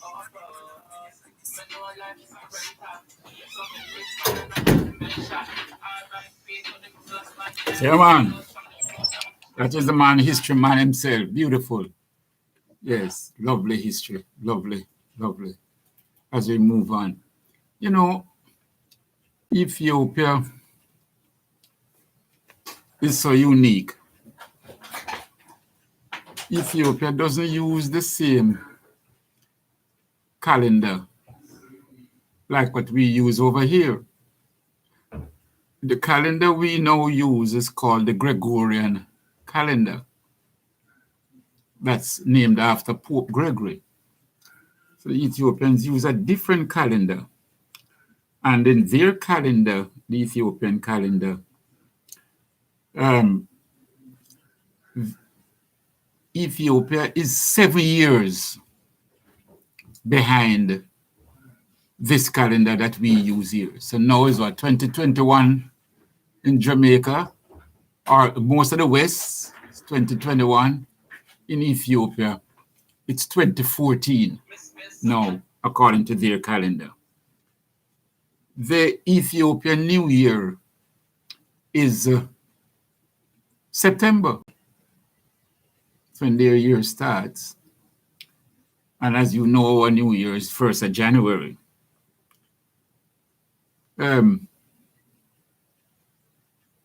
Ethiopia has more than 80 different languages. In fact, they have more than 80 different nations, nationalities within the country. And Ethiopia is the only African country whereby the national language is neither a European language or an Arabic language. Many countries, because of the influence of whether it be French, English, Portuguese, because those countries, a lot of them were colonized. Even when they boot out the colonizers, but nevertheless, they still maintain a relationship with them, like what is happening now with countries like Mali, Niger, Guinea, with regards to France. Although they're supposed to get independence from France, France has so much influence now, because what they do is, under the guise of Al-Qaeda and ISIL, they are saying that these terrorist groups are operating in these countries. So under that guise now, the French military is all over Africa, all over, especially those that were formerly French colonies. You know. Now, so most of these countries, those that were Portuguese countries, right? And it's embarrassing for me to say those are poor, because this is Africa. But what I mean is those that were colonized by Portugal, they speak Portuguese. And you have countries like Angola, you know, Namibia.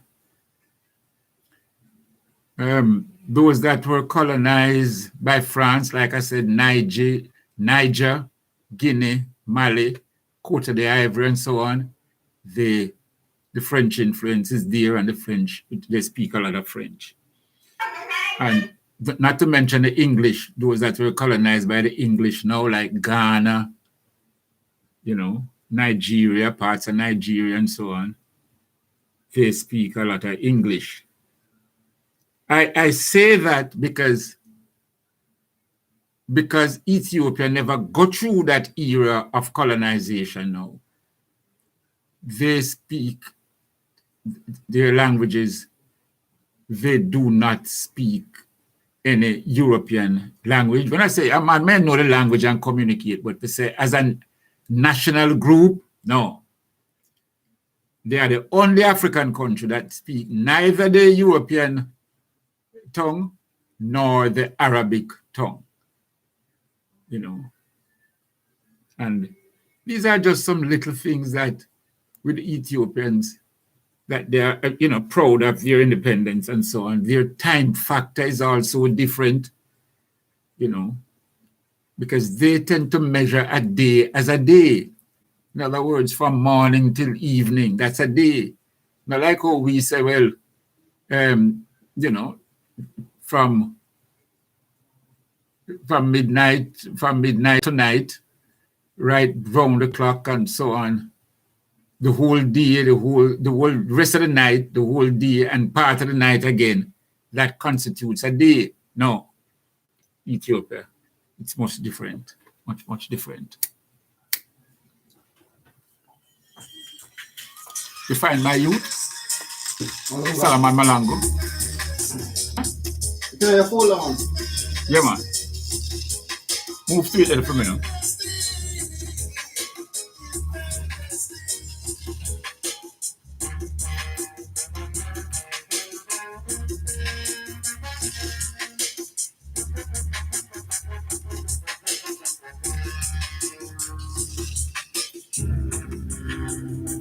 There's something you could tell the court before pronouncement of your sentence.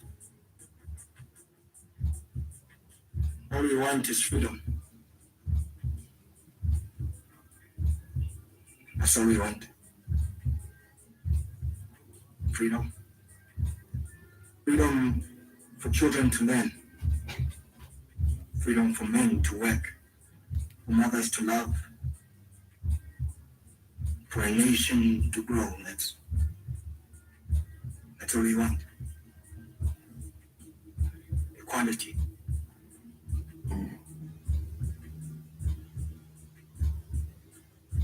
For everyone. You see, I am just one of many. A foot soldier. There will be many more to follow. So, there is no court of law, no police force, no army that will stop the tide of revolution from turning. There is no punishment that you can lay out in this court. No law, no government can pass that will kill the will of the people. Because we will fight. We will continue to fight until all our people are free. And maybe we can even free you from yourselves. So you can hate us, degrade us, torture us, and kill us. But we will fight. And we will be free. One day, we will be free.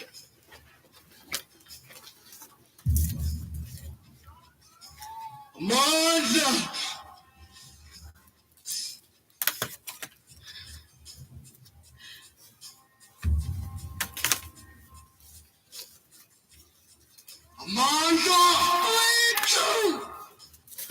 Solomon Kalushi Mashango. You're going to move to You are this hereby sentenced to death. when that finish here. That finish, so I say something You I will be move to taken to this here. Pretoria Central Prison on a date to be Yeah, set, track one, yes. and you will be hanged by your neck until you die.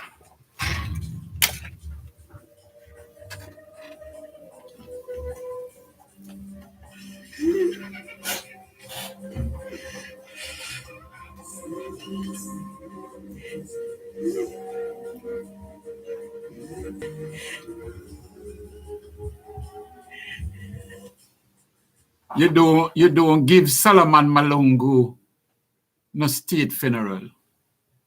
This youth deserve a state funeral. Even now, despite the years that ago that you had executed him, he deserves a state funeral. But you're considering giving the clerk. You can imagine the murderer, but this youth did have to fight against. Come on, black people. Why are we so apologetic? Why are we so bowy? We just go bow to them people. You can imagine a black government to consider when them see a man, they kill a youth like this. A youth just stand up before a court at 19 and say, look, no power upon earth can stop this. You know that level where he sacrifice? Virgin man.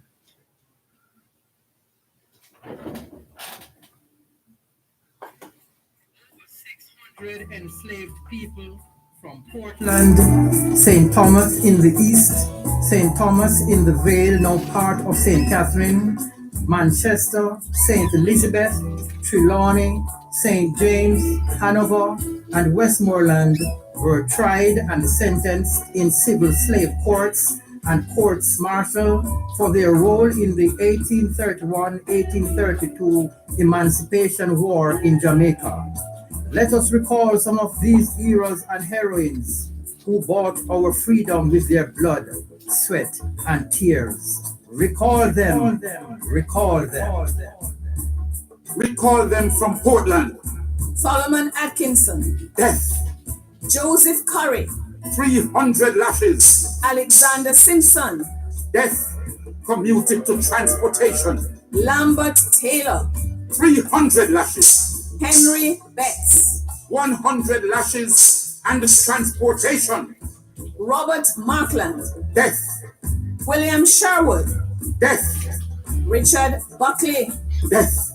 James McDougall, 200 lashes and 6 months imprisonment. Thomas Smith, 100 lashes and 12 months imprisonment. 100 more lashes when discharged. Recall them from St. Thomas in the East. George Affleck, Death. David Grant, Transportation. Rebecca Grant, 100 lashes. John Barclay, Death. David Brown, 200 lashes. James Brown, 300 lashes and 1 month imprisonment. Robert Charlton, 300 lashes. Edward Francis, 400 lashes. Joseph Hichel, 300 lashes and 1 month imprisonment. William Scott, 200 lashes. Recall them from St. Thomas in the Vale, now part of St. Catherine. George Collins, 200 lashes. Charles Duncan, 50 lashes. Charles Haynes, 50 lashes. Alexander Inglis, 50 lashes. Peter Richards, 200 lashes. Lot French, 50 lashes. Recall them from Manchester. William Wilson, Death. Robert Brown, Death. Jacob, Transportation. William Campbell, 200 lashes and 1 year imprisonment. 200 lashes when discharged. Henry Dwyer, Transportation. James King, Transportation. Joseph Melville, Death. James Miller, Death. James Young, Death. Recall them from St. Elizabeth. Nancy Campbell, 50 lashes. Anna Freeburn, 50 lashes and 3 months imprisonment. Charlotte Smith, 50 lashes. Richard Ferguson, Death. William Muir, 500 lashes. Robert Young, Death. James Hart alias Sam Sharp, Death. Sarah Jackson, Transported for life. John Whitaker, Death. Recall them from Trelawney. Richard Gray, Death. Louis Vassell, 100 lashes and 12 months imprisonment. Elias Rodriguez, 300 lashes and transportation for life. Joseph Rodriguez, Death. John Bailey, 500 lashes and imprisonment for life. Kojo, Death. John Shaw, 500 lashes and imprisonment for life. George Beckford, Death. Robert Beckford, 300 lashes, imprisonment for life. Bob Green, Death. Elizabeth Samuels, 100 lashes and 6 months imprisonment. Alexander Fowler, 500 lashes and imprisonment for life. Thomas Cole, Death. Robert Palmer Torburn, Death. Robert Hall, Death. John Lawrence, 400 lashes and 3 years imprisonment. Sylvester, 300 lashes and imprisonment for life. Recall them from St. James, who died with Sam Sharp. Samuel Hayward, Death. Charles Gordon, Death. Thomas Gordon, Death. Richard Stewart, Death. James Anglin, Death. Robert James, Death. George Phillips, Death. William Barnett, Death. James Bernard, Death. William Clark, Death. Samuel Cunningham, Death. Richard Gillespie, Death. Samuel Sharp, Death. William Vernon, Death. Richard Walker, Death. John Wilson, Death. James Ellis, Death. Recall them from Hanover. Richard Trail, Death. Thomas Banbury, Death. John Bartons, 300 lashes. Archibald McKellar, 300 lashes. Thomas Rodney, 200 lashes and 2 months imprisonment and 100 lashes when discharged. William Taylor, 300 lashes and 3 months imprisonment and 200 lashes when discharged. Catherine Brown, 50 lashes and 3 months hard labor. James Maxwell, Death. Suzanne James, 200 lashes, 2 months and 50 lashes when discharged. Thomas Grant, Death. Robert Scarlett, Death.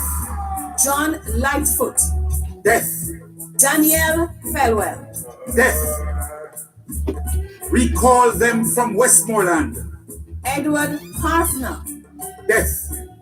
Jack Anderson, Death. Edward Barrett, Death. William Atkinson, Death. Joe Little, Sentenced to be hanged but escaped. James Ricketts, Death. Eliza Whittingham, Death. Jane Whittingham, Hanged. David Gibson, Death. Richard Cloud, Death. Robert Morris, Death. Robert Whitehorn, Death. William McKinley, Death. John Linter, Death. James Reed. Death. Death. Death. I would rather die on yonder gallows than live in slavery. Yes, you the heroes and heroines of the 1831-1832 Emancipation War in Jamaica, from St. Thomas to Westmoreland, who gave your lives and endured the agony and the pain to secure our freedom. Your sacrifice was not in vain. We are free. We are free. Free. Free.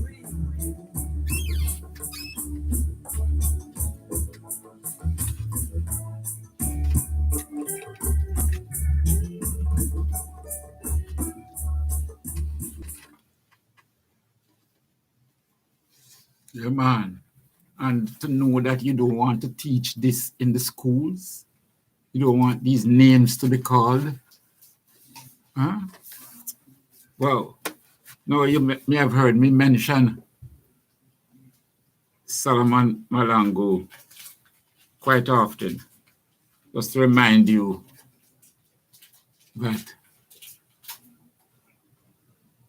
you know, he was executed in April 1979. That's when he was executed. So it's not too late to give him a state funeral. No, there was another youth, a youth by the name of Andrew Sibosia Zondo.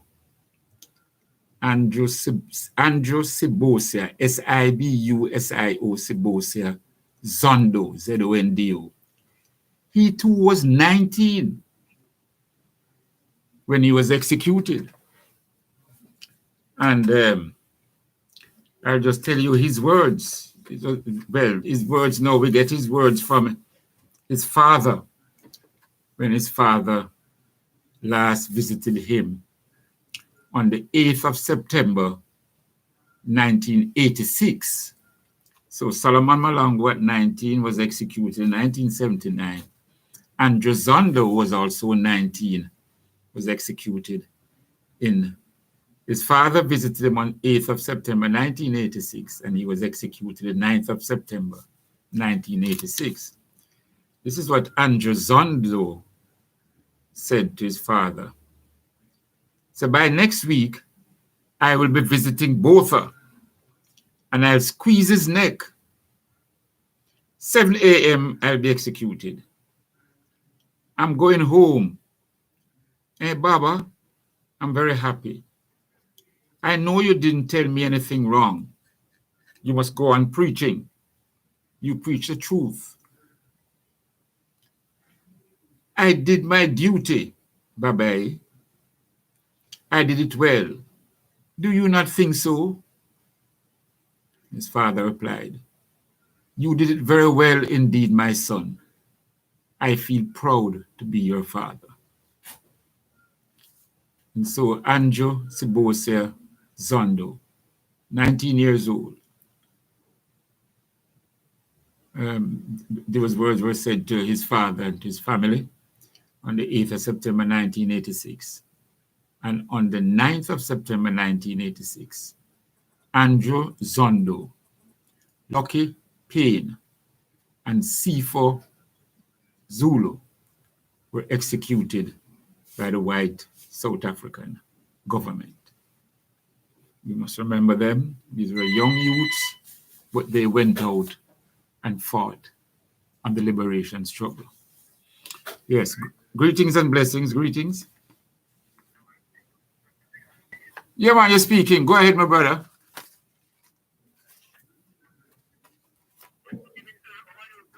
Blessings and honor. How are you? I am. Yes, but I am fighting because we don't get it what we want yet. We can't, we are trying to change the curriculum in the schools so that Black history is taught in school. Well, we thought of it and we must teach it. And, we want changes that will glorify the dignity of the Black race, because we feel if the youths realize that they are somebody, then they won't be so quick to kill other people.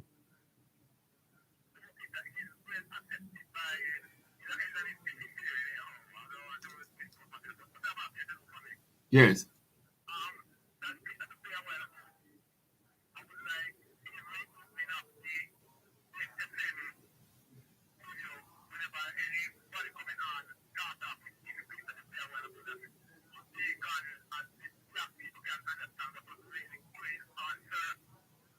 Okay. Okay, the names of those who participated in the struggle to free up Jamaica. Your surname, I see, all right.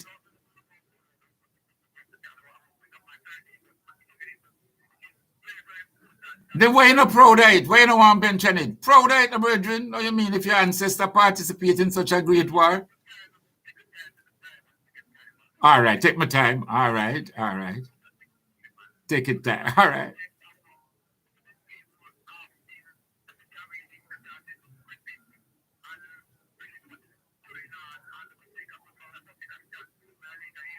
Yeah, man. Well, that's why we play these things, because we want people to understand the time is coming again now. That we have to go stand up and take a stand. You understand? Yeah, man.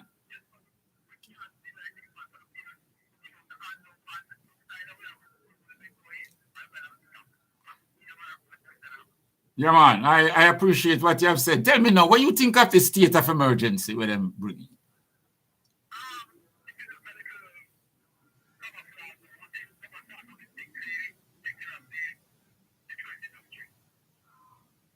The which industry? Oh, the tourist industry. I see.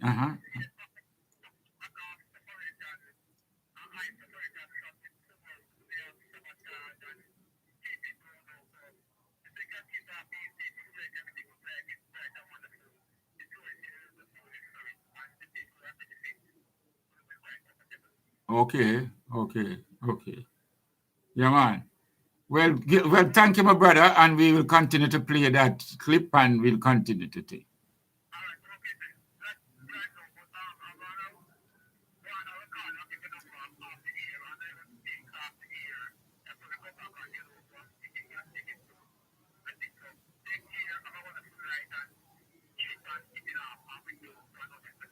Black power, blessings, give thanks.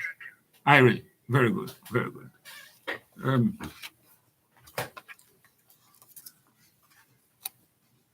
I'm reading from the book by Jacob Abbott, Hannibal, the African warrior.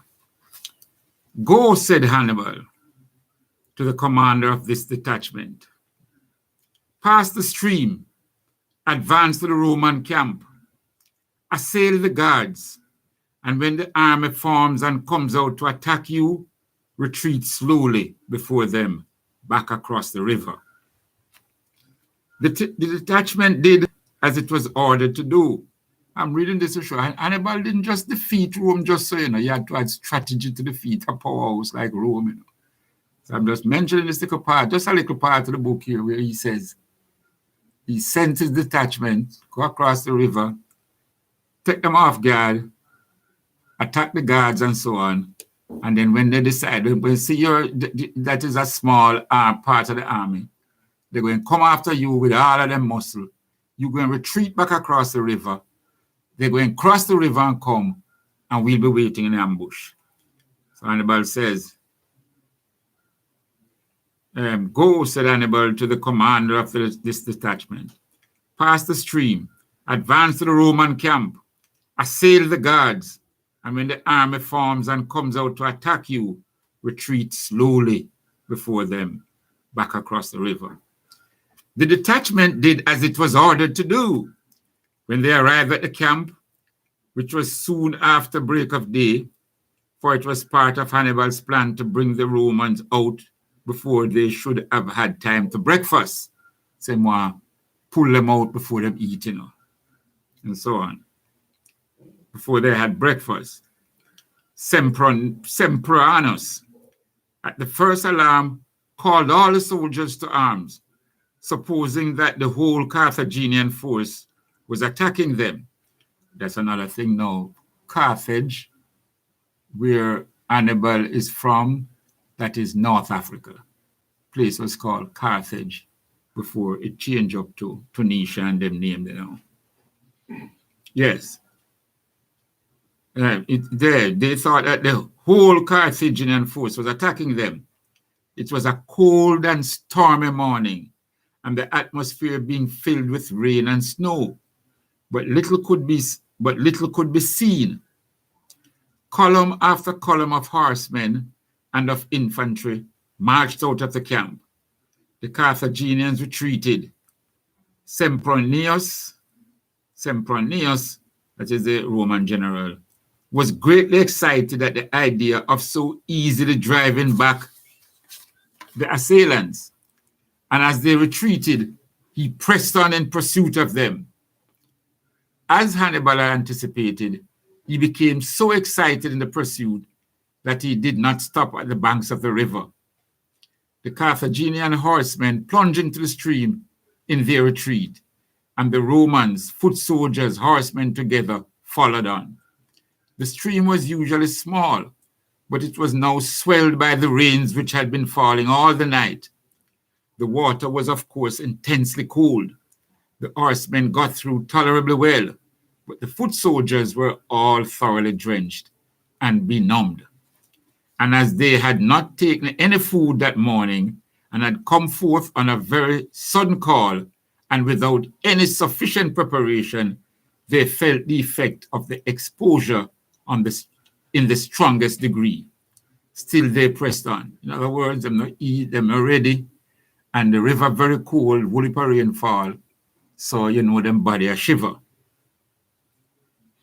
They ascended the bank after crossing the river, and when they had formed again there and were moving forward in pursuit of their still flying enemy, suddenly the whole force of Hannibal's reserves, strong and vigorous, just from their tent and their fires, burst upon them.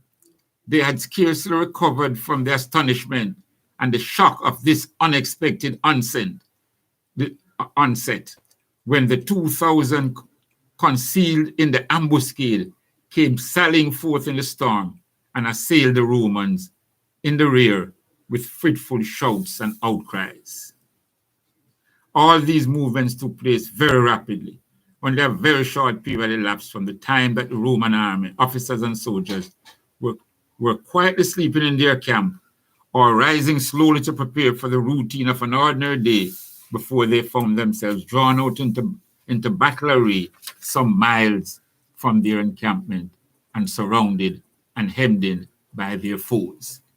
I mentioned that this was just one of Hannibal's neat little strategy. You know, in adding spies would even penetrate the Roman army and him get an idea. There were two main generals, but them never say eye to eye. And decide to attack them when them divided.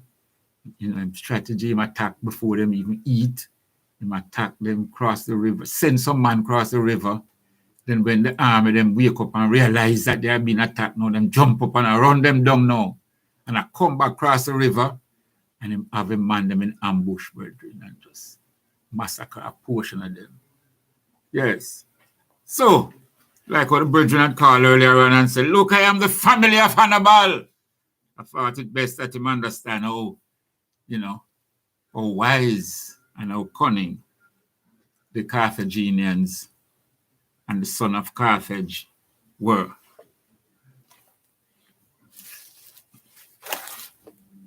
Greetings and blessings. Isis. Irie.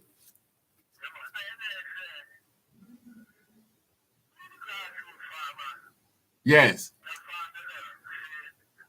You found the herb. You found the herbs. Yes, I want to get it clear. I thought that first said you were found the earth, but you found the herbs. Yes, I. What? Yeah, man.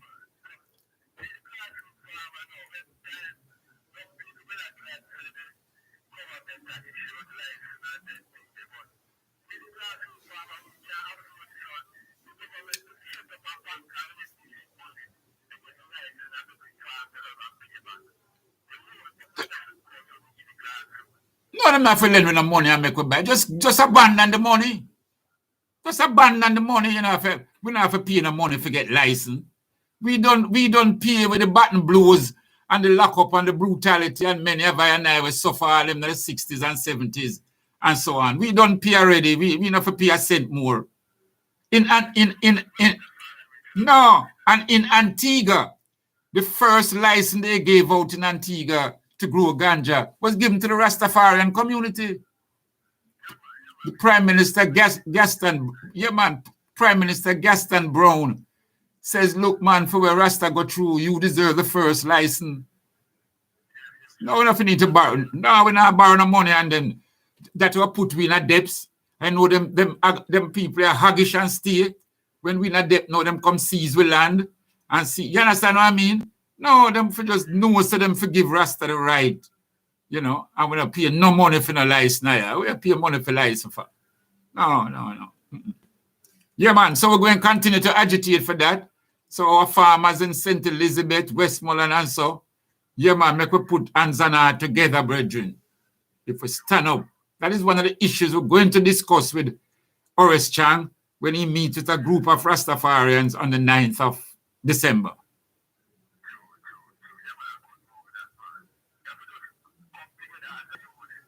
Yes. Definitely, my brother. Yeah, man. Find 10,000 US, put up a chain link fence, a fence with, you must put up a chain link fence 10 foot high with barbed wire on top. You must have camera. You must have a drivable road. Madness, man. Madness, brethren. Yeah, man. But are the people cause them for wicked? Are the people go jump up and vote for them and go to conference and all them things there? And look how them turn it back around now. If you have them 10,000 US plus 10-foot fence high with camera, and you must create a drivable road. That means you have to employ bulldozer and tractor and them things there. If you have the money there, you don't bother with the thing. You understand what I mean? Whole heap of money that, man. If you have the money there, you have to pick them for go to school. You have to spend the money there, not for government. No. They have to change it. They have to change it. So you just go and mobilize the brethren them down there. Sorry, go ahead.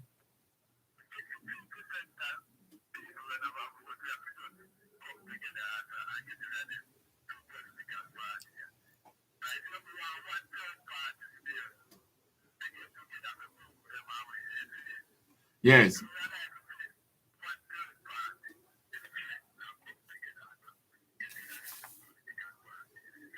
Well, we stand ready, so we will sound the abeng. And I'll come forward. Give thanks to brother. Blessings and honor. The program is being heard down there very well in St. Elizabeth there. It's one love. Blessings, my brother. One love. Irie. Give thanks. Nice. Now, this poem named Backsliding. You know, you go to church and you got baptized and turned Christian, and then you realize, boy, this Christian life, I can't live up to it now, and thing. And them call you a backslider. Well, this is a poem now by Chinwezu, the great Nigerian writer. You know, he has written many poems and he has written many books. Chinwezu, Chinweizu, Chinwezu, from the book Energy Crisis, the book of poems. And he entitled this one, Backsliding. He said, in the Cathedral of White Stone, down in Johannesburg, as integrators beat on ivory doors, the ermined preacher comforted his blond flock. If ever it was proved that Christ was dark, we'd backslide out of his heaven, back to our pagan Valhalla, and we'd take God's golden mansions away with us. And so it was on the high veld, so too in the plains of Dura. So I'm saying if it could turn out like God black, then we have to make things different. We have to probably deal with the pagan god Valhalla.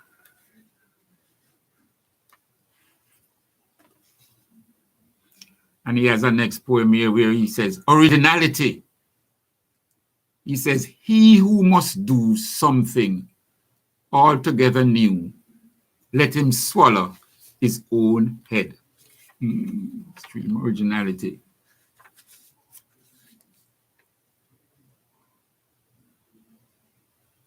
Desperate hope is what this poem named. Desperate hope. And the drowning man reached up and clutched. He reached up and clutched the shadow of a passing cloud. Well, them say the drowning man clutches a straw, but in this case, Chinwezu say he reached up and touched the shadow of a passing cloud. So those are some poems from Chinwezu, and I'll close off this section now with another poem from Chinwezu named Faculty Party. Faculty Party. Well, the time I get up, it's what, 9:45 already, right? Faculty Party. And at that polite party, after the gracious speeches and the teas that tea we drink and the teas, the verbal fondling of wistaria, the smug exchange of high-sounding scholarly trivia, came the sweet vituperations, the half-whispered asides. Whose baby was that? Born to a Professor Black. The Faculty Party. Chinwezu, another great African writer from Nigeria. And you all notice now when I started out with from the book The Landlord, I deliberately don't tell you when the story ends, how the story ends with the the pot boiler grappling between two worlds. That is the pot boiler working for the white priest at the mission. But he was to take care of his compound and lead his family. But he had now become Christian and working for the white people. So he had been living in torment. The community had ordered him to make sacrifices. He has not made the sacrifices because the white man tell him, say, no, you are now a Christian. You don't make a sacrifice to no juju and no local gods. You are now a Christian. So don't make the sacrifices. And the man is living in torment, literal torment. We'll tell you how the story ends in that particular aspect next week. Now, just before we go, this is significant because, and this now is, and I'm certain most of you are following the situation in Sudan, where the military has taken over. What the brother name? The brother that lead the thing, you know. The people have demonstrated. Get out the dictator al-Bashir. Him out. An interim government is formed, made up of military and civilians. And it's a go on, not the best, but it's a go on. Well, the military man say, well, you know, I don't too like it so. So the military man lock up the civilian them, lock them up, thing. And led by a brother named Burhan, Burhan, led by the brother named Burhan. So it's the military in control now of Sudan. Well, the people make up their mind, them don't want no military to rule them, don't want. And they have been demonstrating in around the cities, around the villages in Sudan. And the police have been retaliating with firing tear gas. Well, they have now discovered that police are now firing live bullets. And it is the doctors' committee, the doctors at the hospital who are treating the injured and treating some of them and some who have passed. And the doctors have said that last Sunday over the weekend demonstration, 6 people were killed, and they were killed by live ammunition. The military saying them don't fire no live ammunition. The doctors them say different. Them say these people were killed with live ammunition, and so on. So at least 6 persons have been killed merely for demonstrating that the prime minister be released and that they do not want any military to run the country. On the night of the 22nd, a tropical storm raged with lightning and gusts of winds and heavy showers of rain. Carrying torches to light their way, the leaders of the revolt met in an open space in the thick forests of the Morne Rouge, a mountain overlooking Le Cap. There, Bookman, yes, Bookman. Some people call him Dirty Bookman, or some might say Bookman Dirty. But there, Bookman gave the last instructions. This is in the war in Haiti now, the revolt, how it started. Bookman gave the last instructions, and after voodoo incantations and the sucking of the blood, he stimulated his followers by a prayer spoken in Creole. That is, Creole is the French patois. Spoken in Creole, which like so much spoken on such occasions has remained. And this is how he says, the God who created the sun, which gives us light, who rouses the waves and rules the storm. Though hidden in the clouds, he watches us. He sees all that the white man does. The God of the white man inspires him with crime. But our God calls upon us to do good works. Our God, who is good to us, orders us to revenge our wrongs. He will direct our arms. Arms mean ARMS. And he will aid us. Throw away the symbol of the God of the whites, who has so often caused us to weep and listen to the voice of liberty, which speaks in the hearts of us all. That's Bookman. Bookman was a high priest, and some have described this passage I just read as a prayer. We have had Sister Martha Desome on the program, and she has recited this prayer in Creole. And I tell you, it sounds so much more beautiful in Creole than me. I struggle to read it in English. So I'll have to bring back Martha and let her say it again in Creole. Because what happened, you must understand, in Creole, that means it's the people's language. And they express themselves so much better when they speak Creole. Whenever them speak English or so, them struggle. Especially when they come to court. The people in places like Haiti, St. Lucia, and a couple of the islands, they speak the patois more than they speak the French language. The symbol of the God of the Whites was the cross, which, as Catholics, they wore around their necks.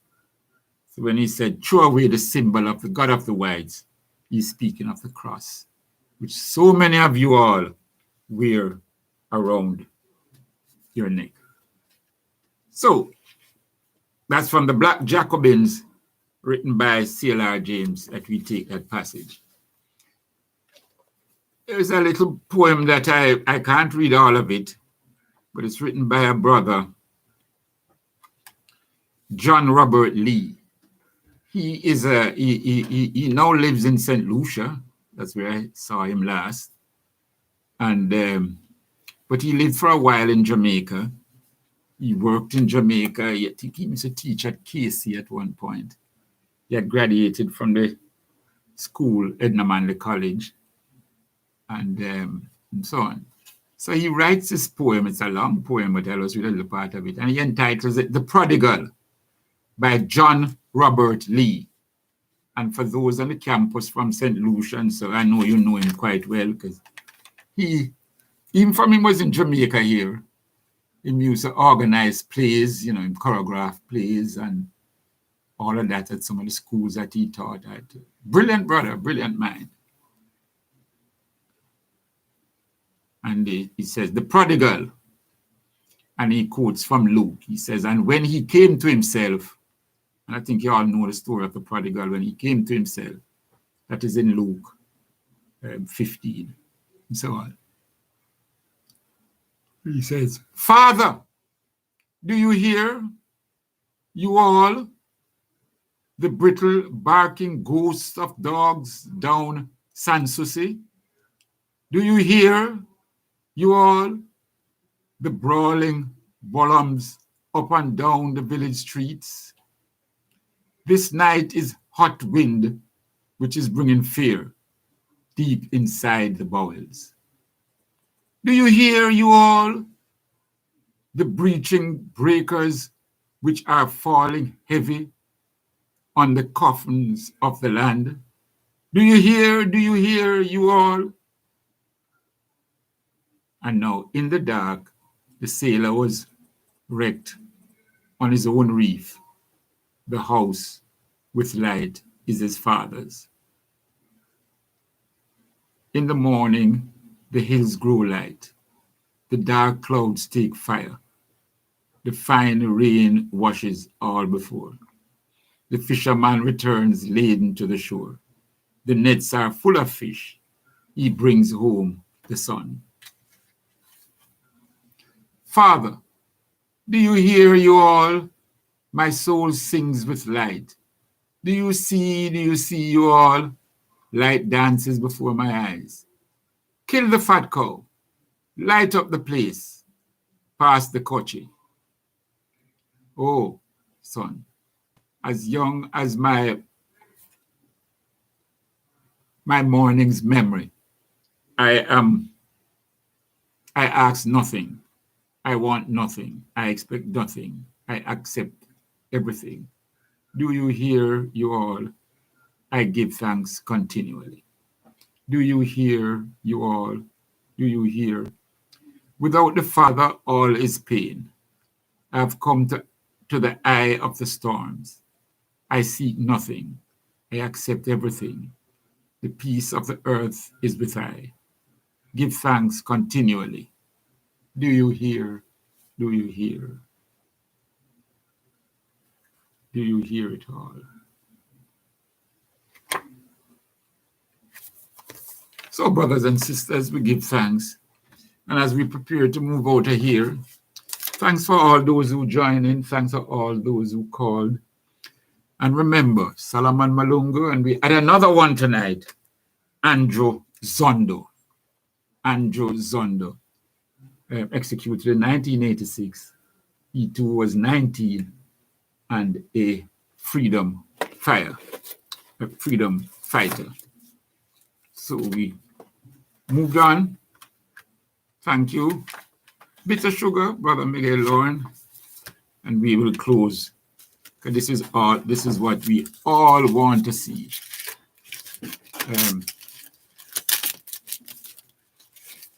It's a struggle.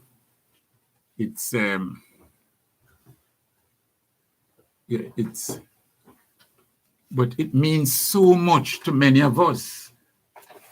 So much to many of us.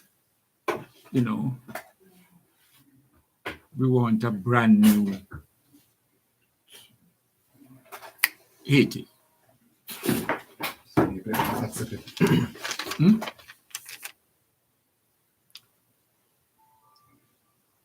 All right, that song is having problems?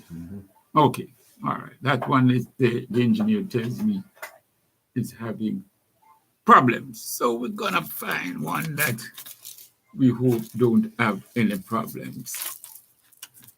And this one is a nice little favorite of mine.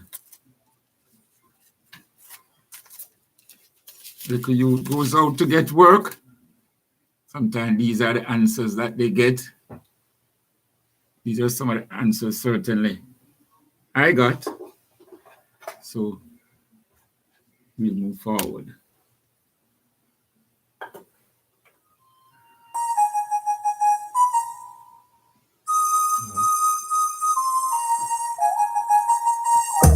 Get a youth, I don't challenge success. Boy, job hard for getting about come on, shit. Let them know this. I'm going for this interview. I set the record straight. With them say one, but I just find the whole bunch now, but I can make it I'm alone. When them say one, but I just find the whole bunch now, but I can make it I'm alone. Yes, too intelligent, we promote violence, and you know, it really not make sense. Don't drop me to the environment, family. Can't take the embarrassment. Other day, we went to a job interview. Look, what the fuck I see you kissing a mission, shirt up in a pants. Yeah, well, good. This one go to a little and early. Thank you for this interview, resume in hand. That's the one we go through. Question and everything on it. Someone that deliver, sign out, say me live a sleep. We club this type of stuff, we go last to. Sarcastic and it's a madness, not a for your wife and kids back home. What shall I do? System hurt me so it will hurt your tone. Man, I must buy the lunch. Now, but I think it's in and lunch. When they say one, man, I must buy the whole lunch. Still, but I think it's in and lunch. Yes, too intelligent to promote violence. And you know, it really not make sense. Don't take me to the environment. Can't get the embarrassment. If I see too many to me, man, I kill. Nearest but me up on that self-discipline. Like I get it, but we exercise and still. The moral values and meditate with it for your friends. Keep your jobs and your functioning. Daddy man, no send me blessing. And this man bless me. Everything is everything. Cause when one door close, when the more open. One, but I push by the whole bunch now. But I can make it on me lunch. When they say one, but I push by the whole bunch now. But I can make it on lunch. This too intelligent to promote violence. Now you know it really not make sense. Don't take me to the environment. Can't take the embarrassment. Listen me and turn down our face that I'm low. Catch a cover, stop to see you when they try to make a stop. Out of what put me to grab up on them back and so them pocket too. Like say a creative liver back to boy. Liars and that come from the ghetto town. Teachers and assistants in the ghetto town. Athletes and artists that come from the ghetto town. One of us by the road, but now but that they making a run. When they say one of us by the road, but now but that they making a now. Too intelligent, become more silent, and you know it really not make sense. Don't judge me to the environment, can't say they get harassment, but that day me went to a job interview. Look up the fact that you feel in a show shirt, cocky in a pants. Here well proved, this one out to a little ya too early. Simply for this interview, resume in hand, as the one we go through. Question and everything on me, so more than deliver. Sign out, say me live a sleep. Little up this side, don't stop, bring us and show. Sarcastic and the man, there's no job for your wife and kids back home. What shall I do? System hurt me so it will hurt your tone.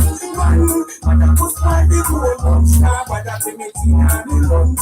When them say run, man, I must find the whole bunch now, but that's a meeting and all. Too intelligent to promote violence, and you know it really no make sense. You want to me to the environment.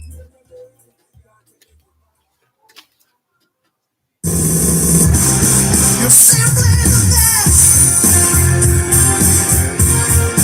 Better than all the rest. Better than anyone. Anyone else there.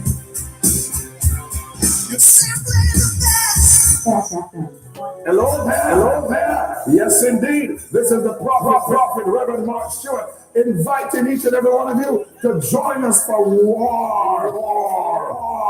It's going to be a war this and every Wednesday. Of course, it's going to be hot. It's going to be powerful. Come for the word. Come for the preaching. Come for the teaching. Of course, the music. And of course, midnight warfare prayer. With me, the prophet Mark Stewart, the boss shot, Apostle Marshall, Reverend Eric Box, and of course, Reverend Captain Thames. For the hard way, join us every Wednesday night from 10 p.m. to 5 a.m. Come and join us. Will you? Sponsored by all our partners, our friends of the ministry. Will you join us? Yes, indeed. It's going to be powerful. This and every Wednesday, 10 p.m. to 5 a.m. We're going to link it to the bus, darling. We're going to link it to the bus, darling. It's good, it's bad, but nothing else.